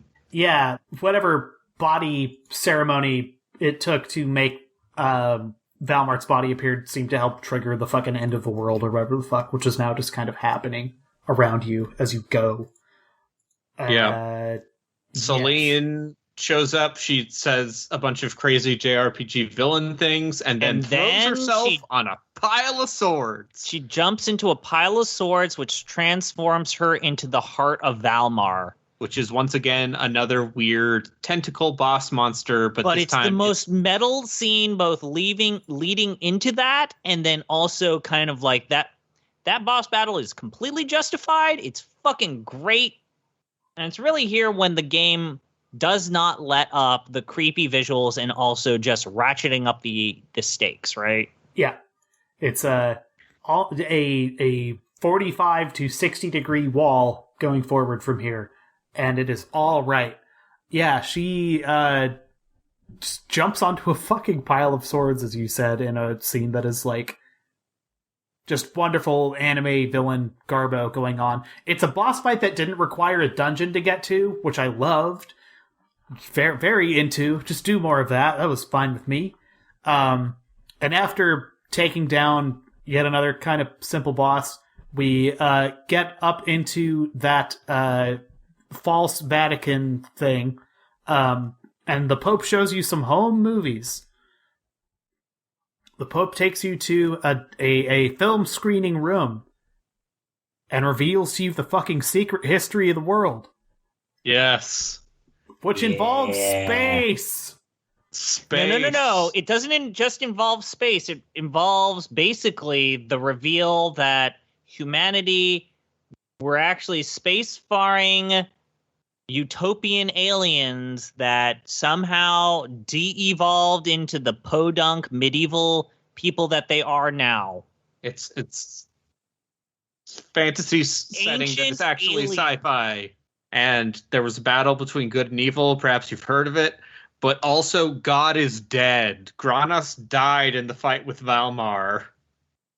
And so the Pope, who, once again, this is 100% pure anime villain, crack cocaine, and this scene is voiced. He just is like, there is nothing but despair left. And so in order to save the world from despair and Valmar, I will become Valmar. His character portrait changes. Yep, he gets the evil anime character portrait. He's got a gash on his head, which is how you know he's evil. And he teleports up to the moon with Elena. Yep. Pretty much does the fucking Tim Curry, like, meet me in space! Like, says just fucking yelling about the moon as he goes to the moon. It's so good. Yeah, it kind of comes out of nowhere. There's a lot to unpack here. Like, the idea that humanity achieved utopia and then, you know, they got bored with utopia, and so some of them became evil. And then it's like heavily implied that Granos was a human that like used technology to become a god. And then someone else named Valmar, or as Jeff would say, Walmart, used the same technology to be an evil god. Yeah. And then there's the cutscene where you're watching this intergalactic war and watching the two gods collide and imploding. It's just the best. It's so good. They leave a lot of like space to interpret what the fuck actually happened, because there's like you eventually wind up in a room where it's just like, yeah, this is where all the research happened that Granis and Valmar were doing. It's like, wait, what? They just did research together? I thought they didn't get along. And that I think it's vague, and I think it's hand wavy enough. It's just like, don't worry about it. You're in a fucking sword spaceship trying to kill an evil god that the Pope is trying to turn himself into. Go. Like, that's your focus. Go do that instead. They do the Final Fantasy IV thing, where you go to the moon on a sword. I guess you go on a whale in Final Fantasy IV. Yeah. And this is where... Spoilers. Yeah, spoilers for 30-year-old games. This is where we get some noble sacrifices. Oh, man. So the moon is just full of bad news, right? And you keep... First off, only having 3 characters for this level. That was a choice, and it sucks a lot. Yes. Because Elena and Millennia have been kidnapped because Millennia is a part of Elena, which is a plot hole, which we need to talk about later. So you're left with Ryudo, Marek, and Tio, which can kind of carry their own, but at the same time, just 3 characters just slows it down ever so slightly that I felt like, oh God, please, can I just get through this? And like, there's like weird shit where you like have to step on the different like Jello cubes to make the things of the bridge appear. It's an interesting looking level. It's a weird cross between like a lava level and that, you know, as we talked about, that Parasite Eve body horror. And we get to Valmar's womb. The Pope, his evil master plan. He said, Millennia, you want to be Valmar? And she's like, nah, I don't. I like Ryudo now. And he's like, fine, then I will become Valmar. And then he separates Millennia and Elena. Then Millennia sacrifices herself after, as you so eloquently put it, getting vored by Valmar. She got vored by Valmar. Cannot emphasize this enough. We watch Millennia get eaten by Valmar. We watch her basically die, which makes a scene that is coming up. Just keep that in mind. She died. She dies in the game. She saves Elena and the rest of the party, and then you have to escape from the moon, which is turning into an evil god. Mm-hmm. And then Marek has his heroic sacrifice, where he fights a bunch of... Cuts to I think a CG cutscene, but it looks like shit, so I don't know for certain. Oh, it's a CG cutscene. It just looks like shit because all the CG cutscenes in this game look like shit. Yeah, so, I saw the original article. It looked and sounded like shit. It was Marek being like they flap his lips ever so slightly to make it seem like they're trying to animate it, and it's just the funniest shit. I'm just saying, Studio Dean oversaw these CG cutscenes, and I feel like if you want like the name in low quality early 2000s anime, you think of Studio Dean. That's my hot take. Dear Granos, if you can hear me, this is my first and last prayer to you. Give me the strength to fight these bad dudes. And then he basically, does he burst or does he explode? I don't understand. He gets swarmed anyway. You ride the fucking saber ship to the Earth, but it runs out of fuel, so you crash it. Tio has a sad. Tio is sad, and this is also when there's a flashing little baggie in the background while Tio communicates how sad she is because her heart hurts and she doesn't know why. There's an empty feeling. I don't understand how to fill this empty feeling. Yes. But there's a flashing bag, and if you pick it up, you realize it's all the SP that you spent on Mareg, which suggests that Mareg's the only one who's truly dead. And you can use those points to respect your characters. I respect it. I respect the respect. I respect that they just give you all of his... Because you don't need them. You don't need his special coins, because the game gives you so many. But I appreciated it, because that meant I could max out everyone's attacks. Exactly. Yeah. I probably should have just opened that bag, but I didn't. I was like, I bet I won't even need this by the end of the game, and I was right. But you didn't, and this is also when Tio gets her last special art, which is the aforementioned buff everyone, stupid, powerful thing, which just makes every other boss fight a complete joke. Yeah. Yep. And then you end up in Siren, and Siren is being attacked by demons from the moon, basically bug demons from the moon. And it's here where you have the option. First off, Roan joins your party, and they replace one of his AoE abilities with a single target ability, which kind of sucks. He used to be able to drop a giant snowball on characters, which had an AoE effect on it. And they've replaced it with he gets to just slash a dude with an ice attack, but it's only a single target. Whatever. I wasn't a fan of that, but I'm not going to complain too much because the game is busted at this point. Yeah. Yep.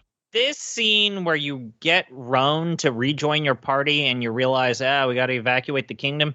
This goes for way too long, not for a lot of gain.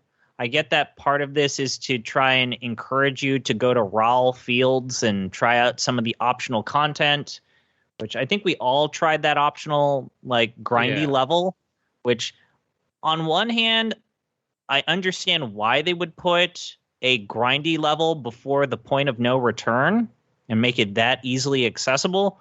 On the other hand, I got the thing that increased my EXP gain by ×2 and my coin gain by ×2. And I even got one of the optional eggs. And I was like, this ain't it. This ain't it. It's this weird, explicitly siloed off side area that has a couple of pretty hard enemy encounters where you basically have to alpha strike them or they will blow you up. Yeah. Or you try to evade them in a maze.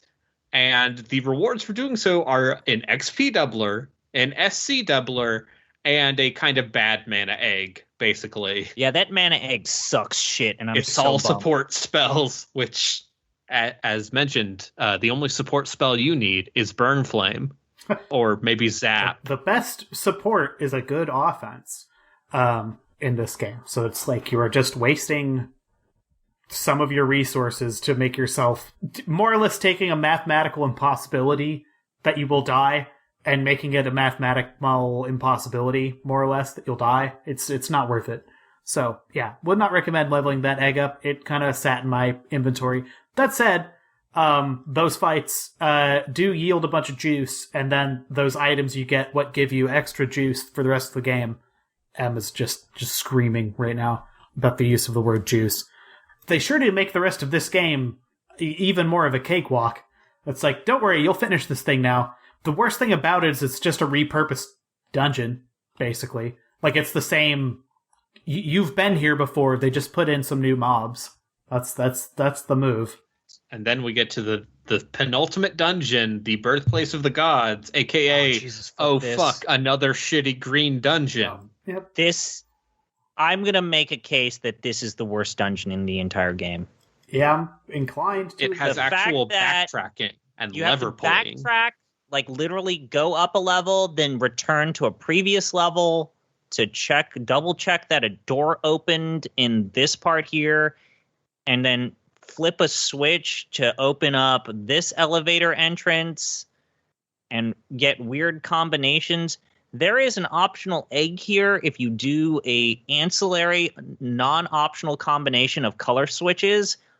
I saw what I needed to do it. I probably could have done it, and I decided to not because I just wanted to be done with this goddamn level. I had my fill after the first level. That egg, I got that incidentally, and it was only because I figured out this was where the, like, there's, like, light puzzles you need to do where it bounces some lasers off shit. But to do that, you need to move these, like, mirror blocks around, which usually if you want to interact with the environment in this game, it'll pop one of those little, like, hey, you could do something here alerts, and it doesn't do that. So you can fuck around in the environment and not even be aware that you can move these chunks of the scenery around because it's missing the initial cue. It just introduces mechanics that are not present elsewhere in the game that you need to not master, I guess, but interact with in order to progress. And it sucks. The backtracking is...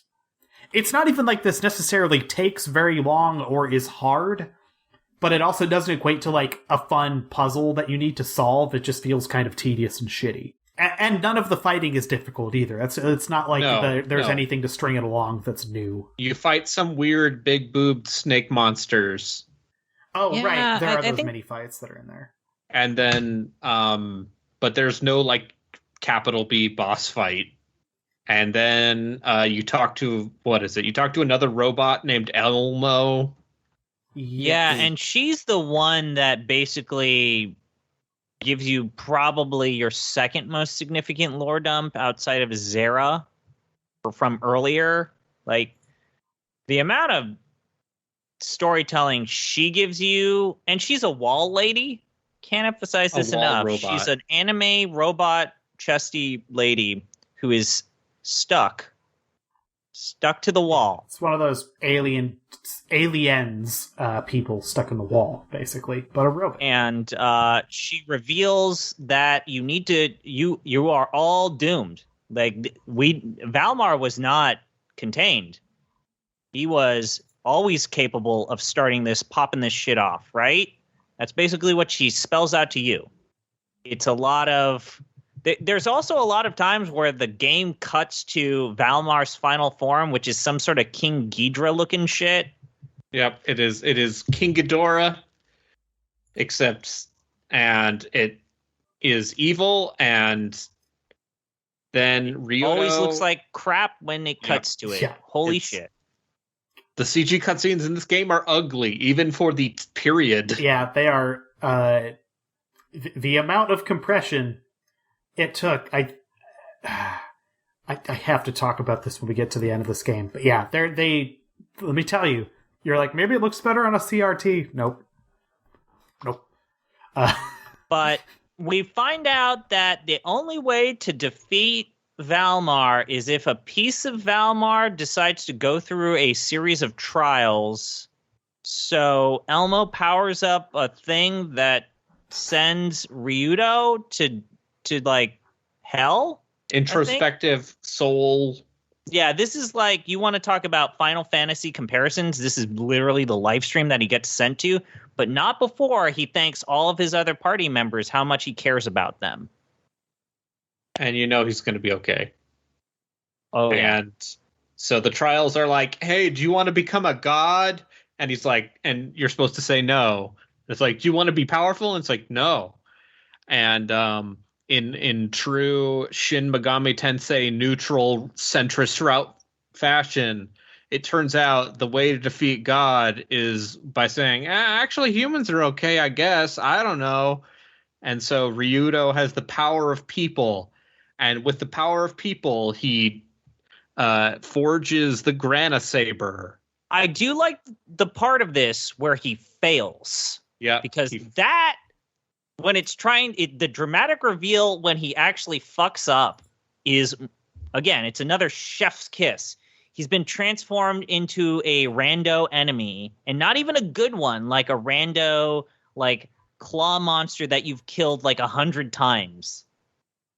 And I'm pretty sure they picked that to show that Valmar's fucking with Ryudo. Yeah. And it's good. It's really good. Yeah, and we go through a lot of, this can't possibly be my fate. I reject this reality and substitute it with my own. This becomes Johnny Laurinaitis' favorite game, suddenly. It becomes a very people-powered story. Yeah. Been saving that one. All the people sing a song. Elena sings a song, and everyone sings the song. We're at the lowest point of the story, and what does Elena do to inspire people to fight back the forces of darkness? They sing the song of you, Yevon! She sings a song. This awakens Ryudo to realize that, no, I'm not going to be a soldier of Valmar. And he fights back the influence of Valmar, and he comes back with the Grana saber in hand. And there's some anime horseshit that happens here. You see a JPEG that shows Valmar saying, "No, how could I have lost you?" It's so good that they cut to a still image for this. I was fucking put the controller down for a second, just hollering. Oh my god. Like, I have to talk about this now. I think at some point they ran out of media space on this disc to put shit. I think that's 100% what happened here. We look at a static image of Valmar, and it's Valmar saying, "No, this can't be. I was so close to beating you." And like, okay, like there's a finite amount of space when you're planning this. Like, literally, this game was not. They didn't sit down and start programming it from the first scene and then end at the last thing. That's not how like development works. That's barely how writing a paper works from like start to finish. But it feels like they ran out of space at the ass end of this specifically, which if I was going to, like, conventional wisdom for your JRPG or visual novel, like a lot of these things, you save the fireworks show for the end, you know? That's where you put the cool shit. So the idea that they wait 24 of a 25-hour long game to be like, we're going to show you this amazing ending scene of this fucking giant Ghidorah losing the spiritual battle with this dude. And it's just this fucking dot ping. Like, it's not even a ping, it's like a JPEG. It's a compressed fucking JPEG. It's a JPEG. It's amazing. I love it. This continues to the end of the game. They ran out of... Yeah. And then you get a lot of "I've got the power of friendship" speeches around this time. And everyone, it's good. And then you do the final dungeon, which is New Valmar, and it's another flesh dungeon. This dungeon goes a lot quicker though than the previous one. No, it goes pretty quickly. It's not especially hard. Did you guys notice that there's a merchant right before you start here that just sells you SP and MC for like $10,000, and you don't need them? Yeah, I walked past it. I missed it because I was not paying attention. But at this point, I wouldn't have. He had nothing to sell me. Like, so far beyond the power curve of where I think this game wanted me to be. The funniest part of this dungeon, this is the last part of the dungeon. We literally can't use anything here. And it's still dropping loot. There's still bags of money to collect in the environment. And I remember just, like, throwing a fit. It's like, why are you giving me 30,000 gold? Like, I can't use this. Why? This is Final Fantasy V. I can't throw money. Yeah, just zero chill. This game doesn't know how to reward you for exploration other than to give you that kind of like breadcrumby stuff. Yeah, it's some odd decisions, and including, I guess, the weird last partial boss gauntlet before the final boss, which just happened to resurrect that goddamn eye boss, but this time you're so overpowered that its little delta attack is you shake off. I thought that Valmar's core was first actually... you have to fight Valmar's core. Yeah, Valmar's core was a legitimately difficult boss. Valmar's core is the closest thing this game has to a like legitimately difficult boss fight because it hits hard and... It's got that weird like multi-attack thing where it's like Valmar's multi-head form shooting like a holy laser beam. Yeah. I died one other time in this game beyond that first fight with the eye boss, and this wasn't it.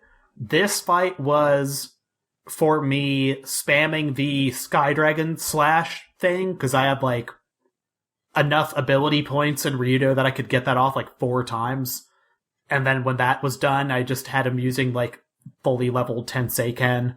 I didn't have to deal with White Apocalypse glitch fears, so I just kind of alpha spammed it to death.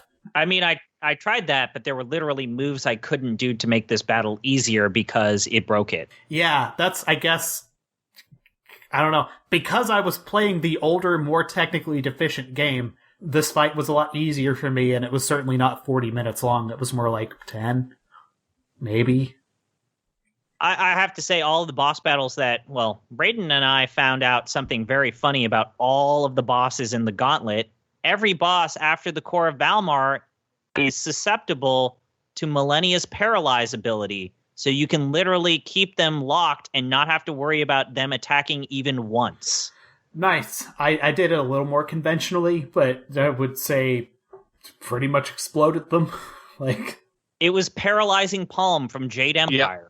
It is Storm Dragon or Paralyzing Palm from Jade Empire, where you can just stun lock the final boss to death. Oh, by the way, Millennia comes back. Yeah, by the way. Oh, we have to talk about this because this scene is absolute anime horse shit. This I actually have a problem with. All right. This I actually have a problem with.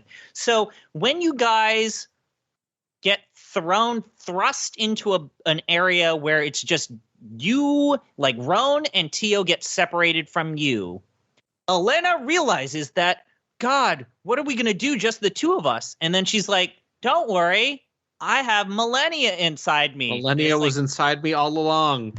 And that leads me to question, like, metaphysically, what is Millennia? Because is this like a translation issue? She just assumes a corporeal form and then becomes a person.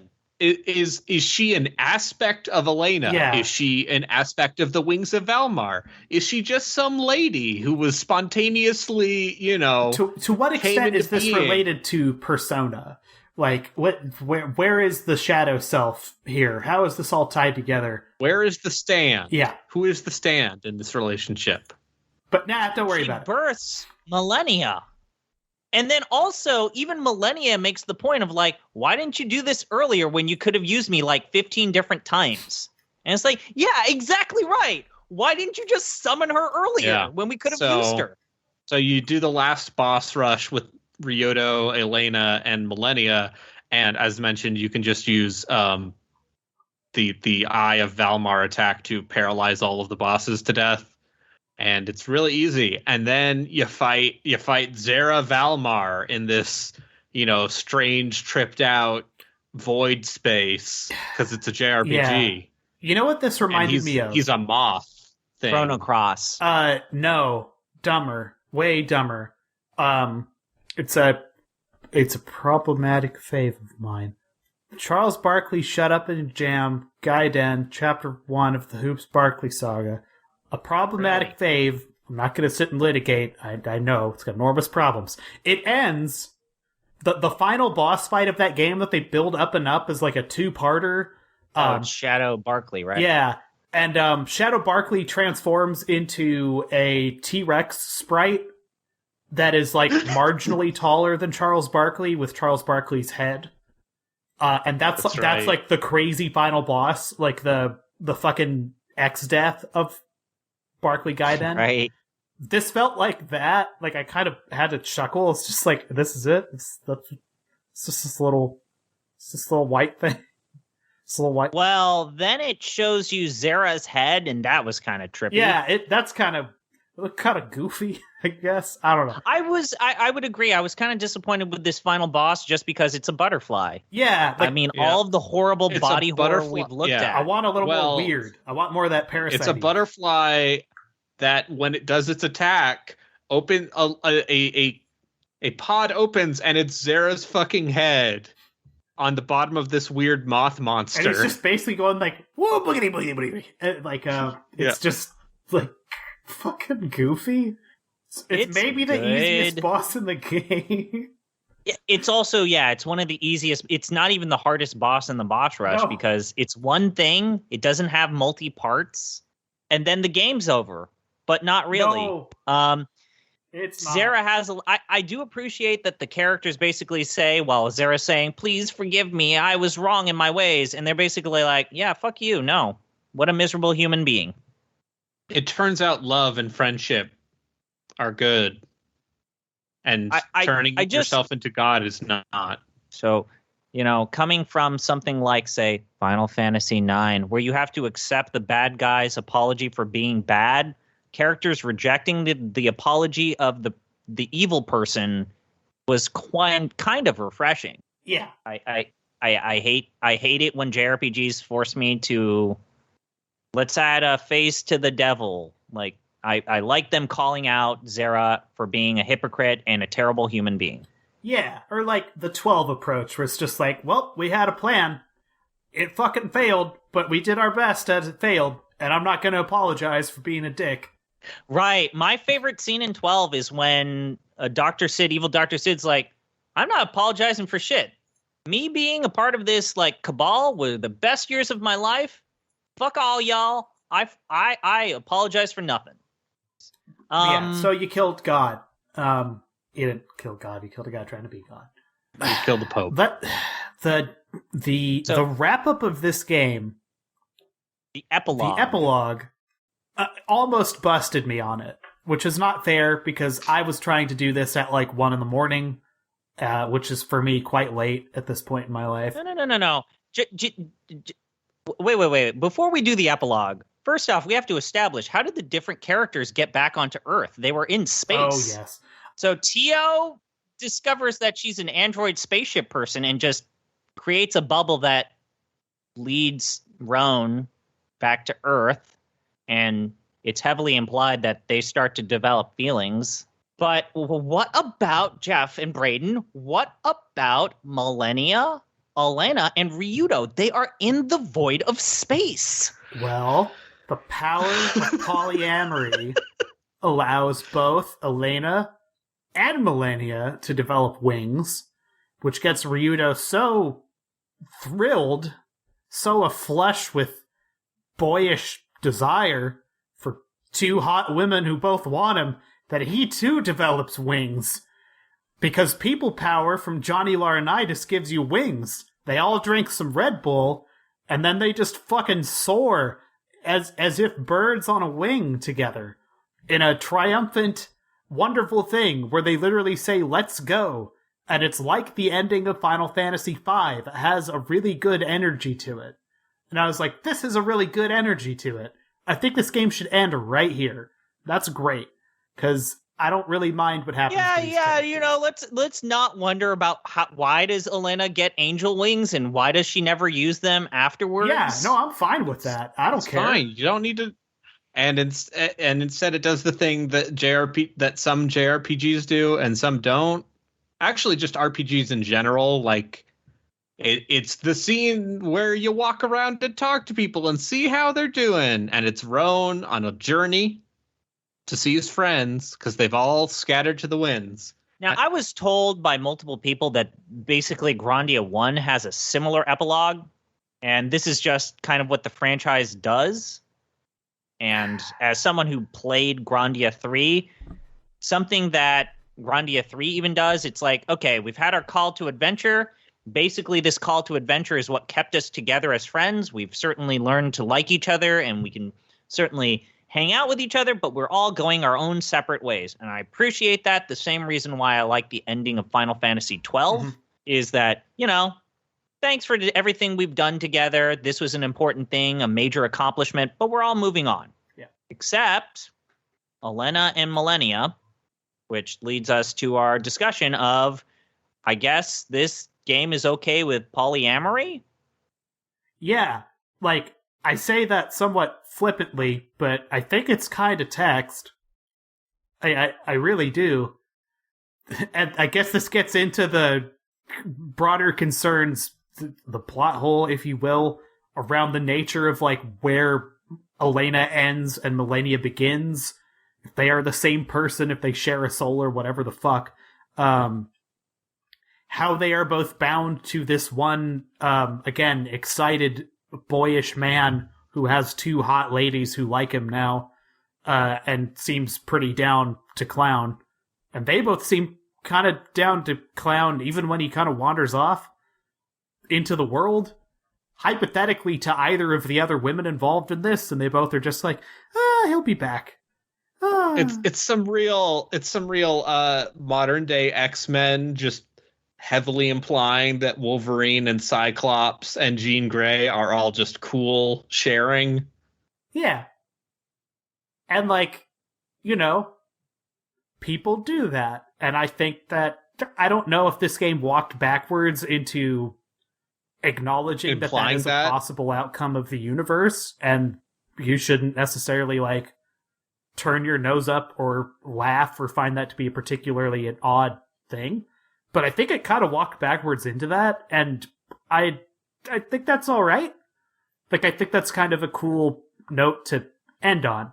I really do. I want to make it clear of how sincere I am. That's not kind of nice, even if I don't think they intended it.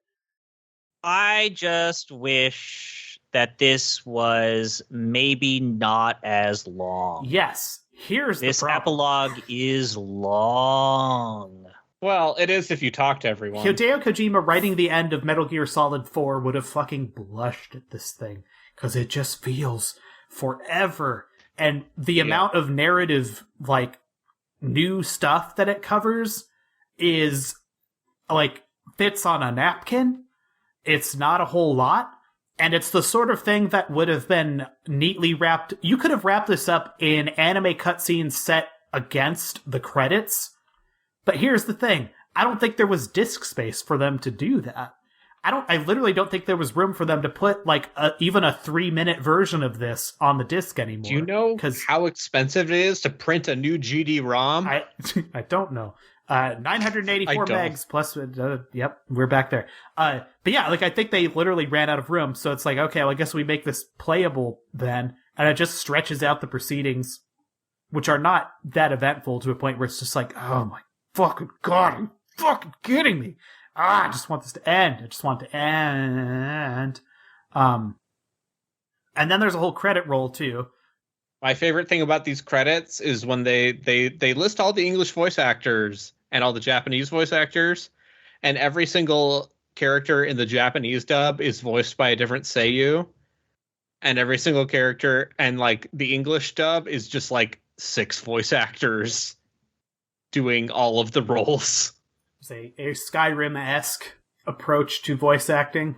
Yes, it almost as if, the localization for this game was, maybe not the highest priority of Ubisoft. But it's got literally 2/3 of the cast of Metal Gear Solid, so that's cool. I couldn't help but think about how by burying the Grana saber, Ryudo was rejecting another go at utopia and damned basically his entire generation to living like serfs in a medieval society. Does this come up in Grandia 3? Is this plot interactive? No, okay. Each game is not connected. It's like Final Fantasy. Each game is completely its own thing. So I guess I like this story lives and dies here. I guess I appreciate the finality of that in that case. Fuck this, no human should be dicking with stuff that's this powerful. Let's just be done. Let's bury this anime sword, and that's how it ends. Yeah, it's the ending from fucking Red Dead Redemption or whatever. It's just the tree. Yeah, that's it.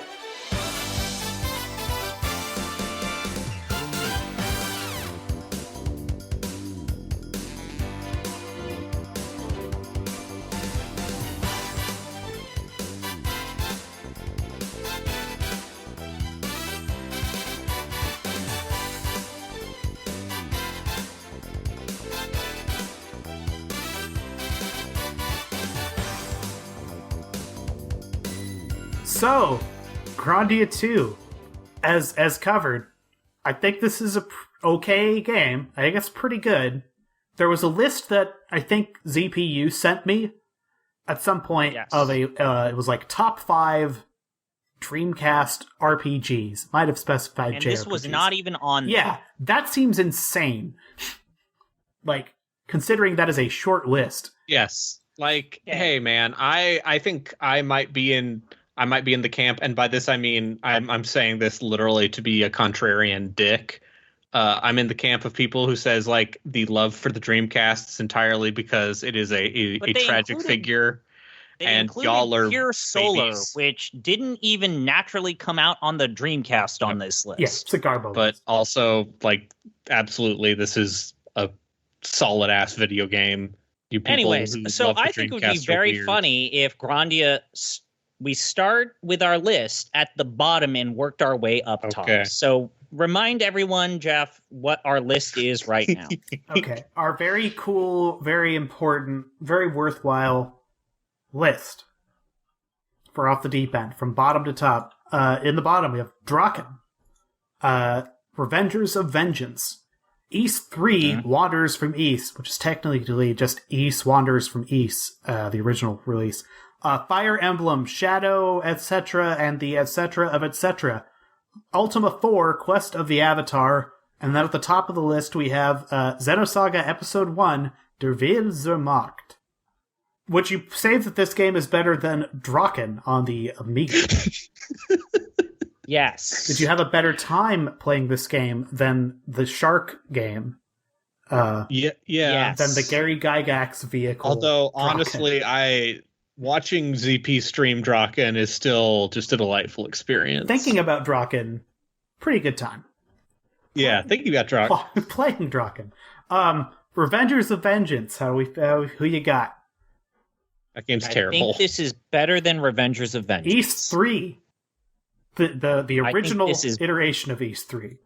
I think this is better than the original version of Ys 3. Yeah. The Fire Emblem 1. Yes. I think this is better than Fire Emblem 1. Ultima 4, Quest of the Avatar. I Yes. think this is better than that game. All right. Well, now we're at the actual thing we want to ask. Is this better than Xenosaga? The first Xenosaga? Is this a better game? I think yes. And I looked at Chris, and I will say no. Okay, so what is the argument in favor of Xenosaga? Xenosaga is audacious. Xenosaga is ambitious. Xenosaga is trying fucking shit. It is a overwrought, high-budget spectacle that is extremely up its own ass at all times, and it is a delightful experience for it, even if the JRPG dungeon crawling isn't great. But guess what? JRPG dungeon crawling Grandia, also not great. Yeah. You're forgetting the part where there are whole parts of Xenosaga that we don't understand, that are downright incoherent and not even in a laughy ha-ha way. And I would say that there are parts of Xenosaga that are far more painful, far more just downright unplayable than that first, what was it, the Cerebellum level? Maybe you should get good. Just entire parts of that game the Encephalon? were just Yes. the Encephalon! Tonight at the It's Greek Encephalon! for brain or something. Or that like space whale level. Just parts of that game that gave me a sense of existential dread because I did not enjoy playing it and it was not at all fun. See, I also didn't have much fun playing most of Grandia 2. Except for like near the end. But like the moment to moment gameplay in Grandia has absolutely plenty of potential, and the combat system in that game is great, but it is piss easy. Yeah. And ergo, in raw functionality, there is little difference between a entirely middling RPG combat system and a fairly... I disagree only because I feel like the core mechanics of Grandia 2 are ambitious for the era in which it came out of. They're the same mechanics from Grandia 1, but Yes. But even then, within the scope of doing this on a Dreamcast with a GD-ROM, with the production values that it has, even though they are very inconsistent, there is a level of ambition that I don't want to deny of this game. Jeff, you are the tiebreaker. I'm hungry and need to get dinner. I was hoping you guys were going to sort this one out so I wouldn't have to weigh in too much, because it's they both do things that to me are very valuable for different reasons. Xenosaga is like a fucking freak and a lunatic and a nut. It was written by people who are mad. It is entirely overly ambitious and entirely too sprawling for its own good. It doesn't know what it's trying to say half the time. It's just saying a lot of things. And it's like maybe too long. It feels a lot longer than it is. Grandia II is almost like the inverse of every one of the things I just said.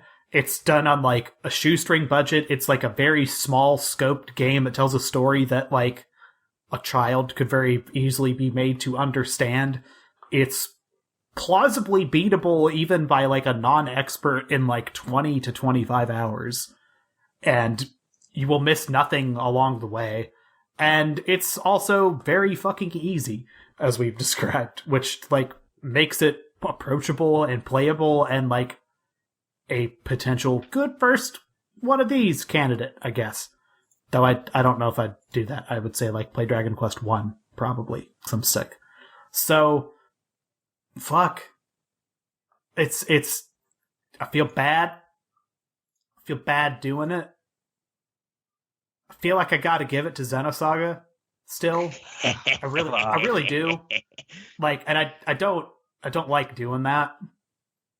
God damn it. We played a clear, coherent narrative, and you guys, fuck off. If it was a better, like, okay, I'm gonna be mean for a second here, but like this game's cult status is something I feel like is just once again one of those Dreamcast romanticism.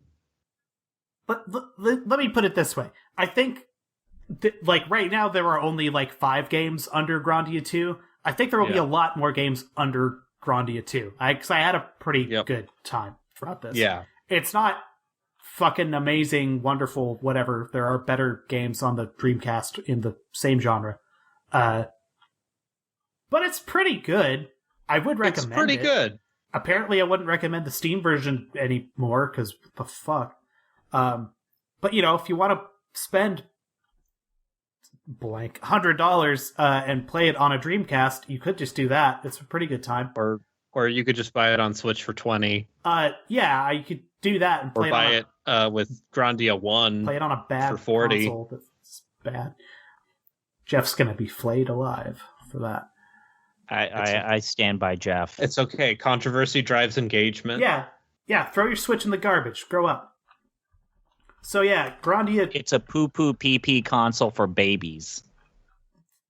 The game I've played the most this year and last year is Ring Fit.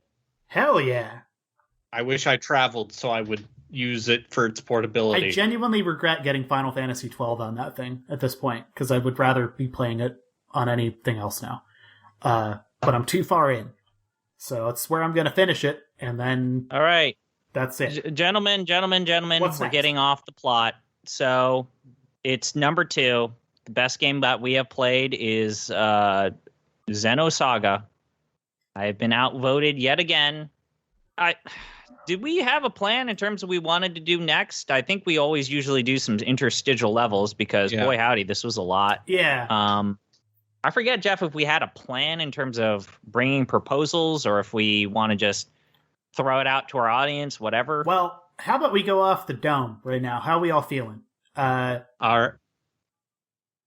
right. So, I mean, I kind of know what I want to pick for our next big game, but all right, here's my pitch for an interstitial is we each bring a game that we, let's say a promising candidate for a future long game episode, but that we're not entirely sure we want to commit to. That's my pitch. Jeff, what is your pitch? So like the Kusoge, we each bring one game. I was going to try to convince all of us to burn through the career mode in NBA 2K16, a Spike Lee joint. I would be fine with the argument being, it's got stats, it's got a linear story, kind of. It's an RPG. It's a Western RPG at that. What do you think of that? WRPG. Okay. My proposal, and I actually hashed this out with Braden, is that we each bring a fan translation, whether it is complete or incomplete, and have a discussion kind of piece about the trials and tribulations of fan translations of games that have yet to get an official Western release. How far back can we go in time? All of the above. D. Ooh. Dude, I'm going to bring Bahamut Lagoon if we pick this, because that translation was finished in like 2002, so it is of that era. It's got a lot of tasteful Bill Clinton jokes in there, but not even working designs ones, just internet ones. Yeah. So yeah, those I would be fine with any of these. I like the Fantran idea a lot. Okay. I like that a lot. Shout out to those guys at the Geofront for legitimately getting hired to use their translation for Trails of Zero and Trails of Azure as the official releases. That is a fucking remarkable story and very cool.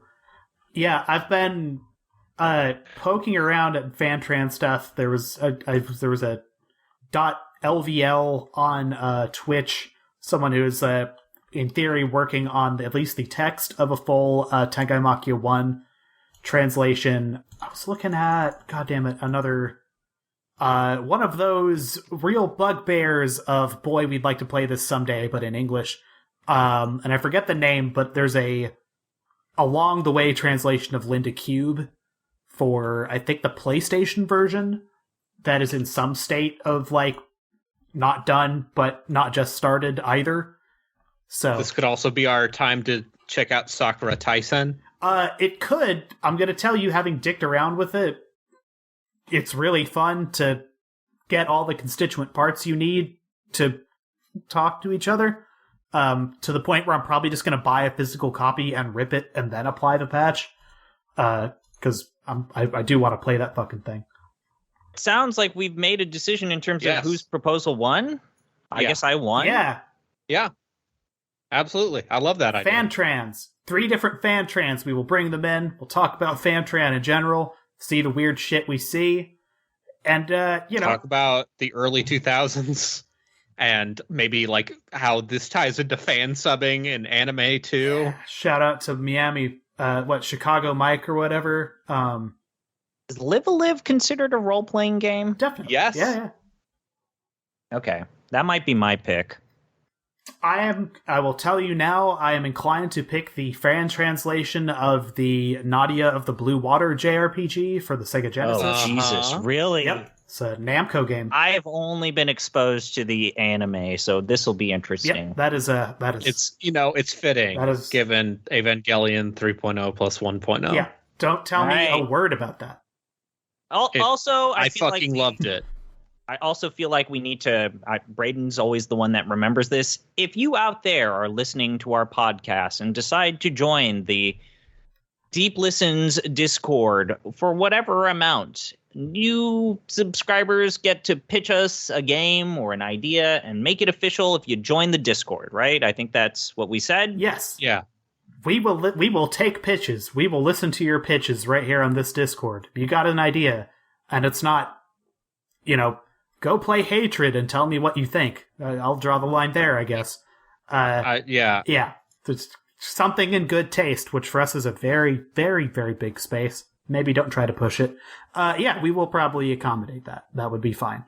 Also, I want to say that none of us are obligated to actually finish these games that have been fan translations. Yes. Them's the rules. One of you motherfuckers picks Rudra no Hiho. I'm not. No. Treasures of Rudras.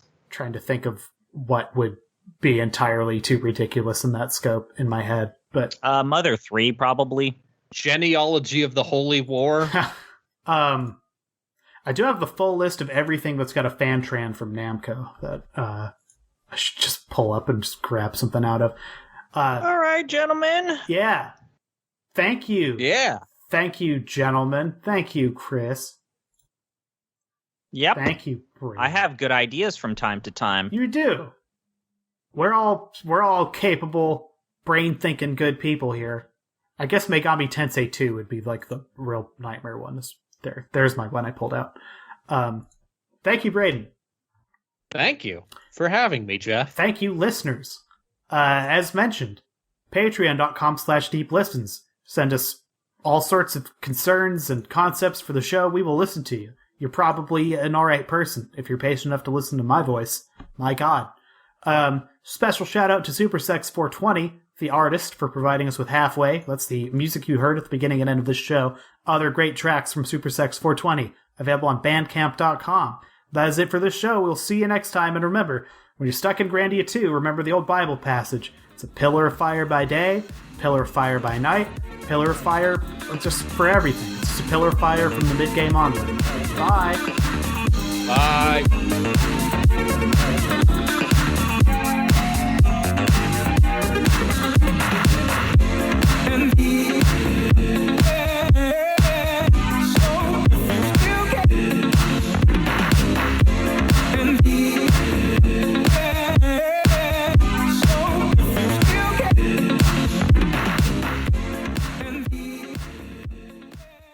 This episode of Off the Deep End was recorded and edited on the traditional and ancestral territory of the Nisqually or Nisqually people, who have lived on and stewarded these lands and waters since times immemorial.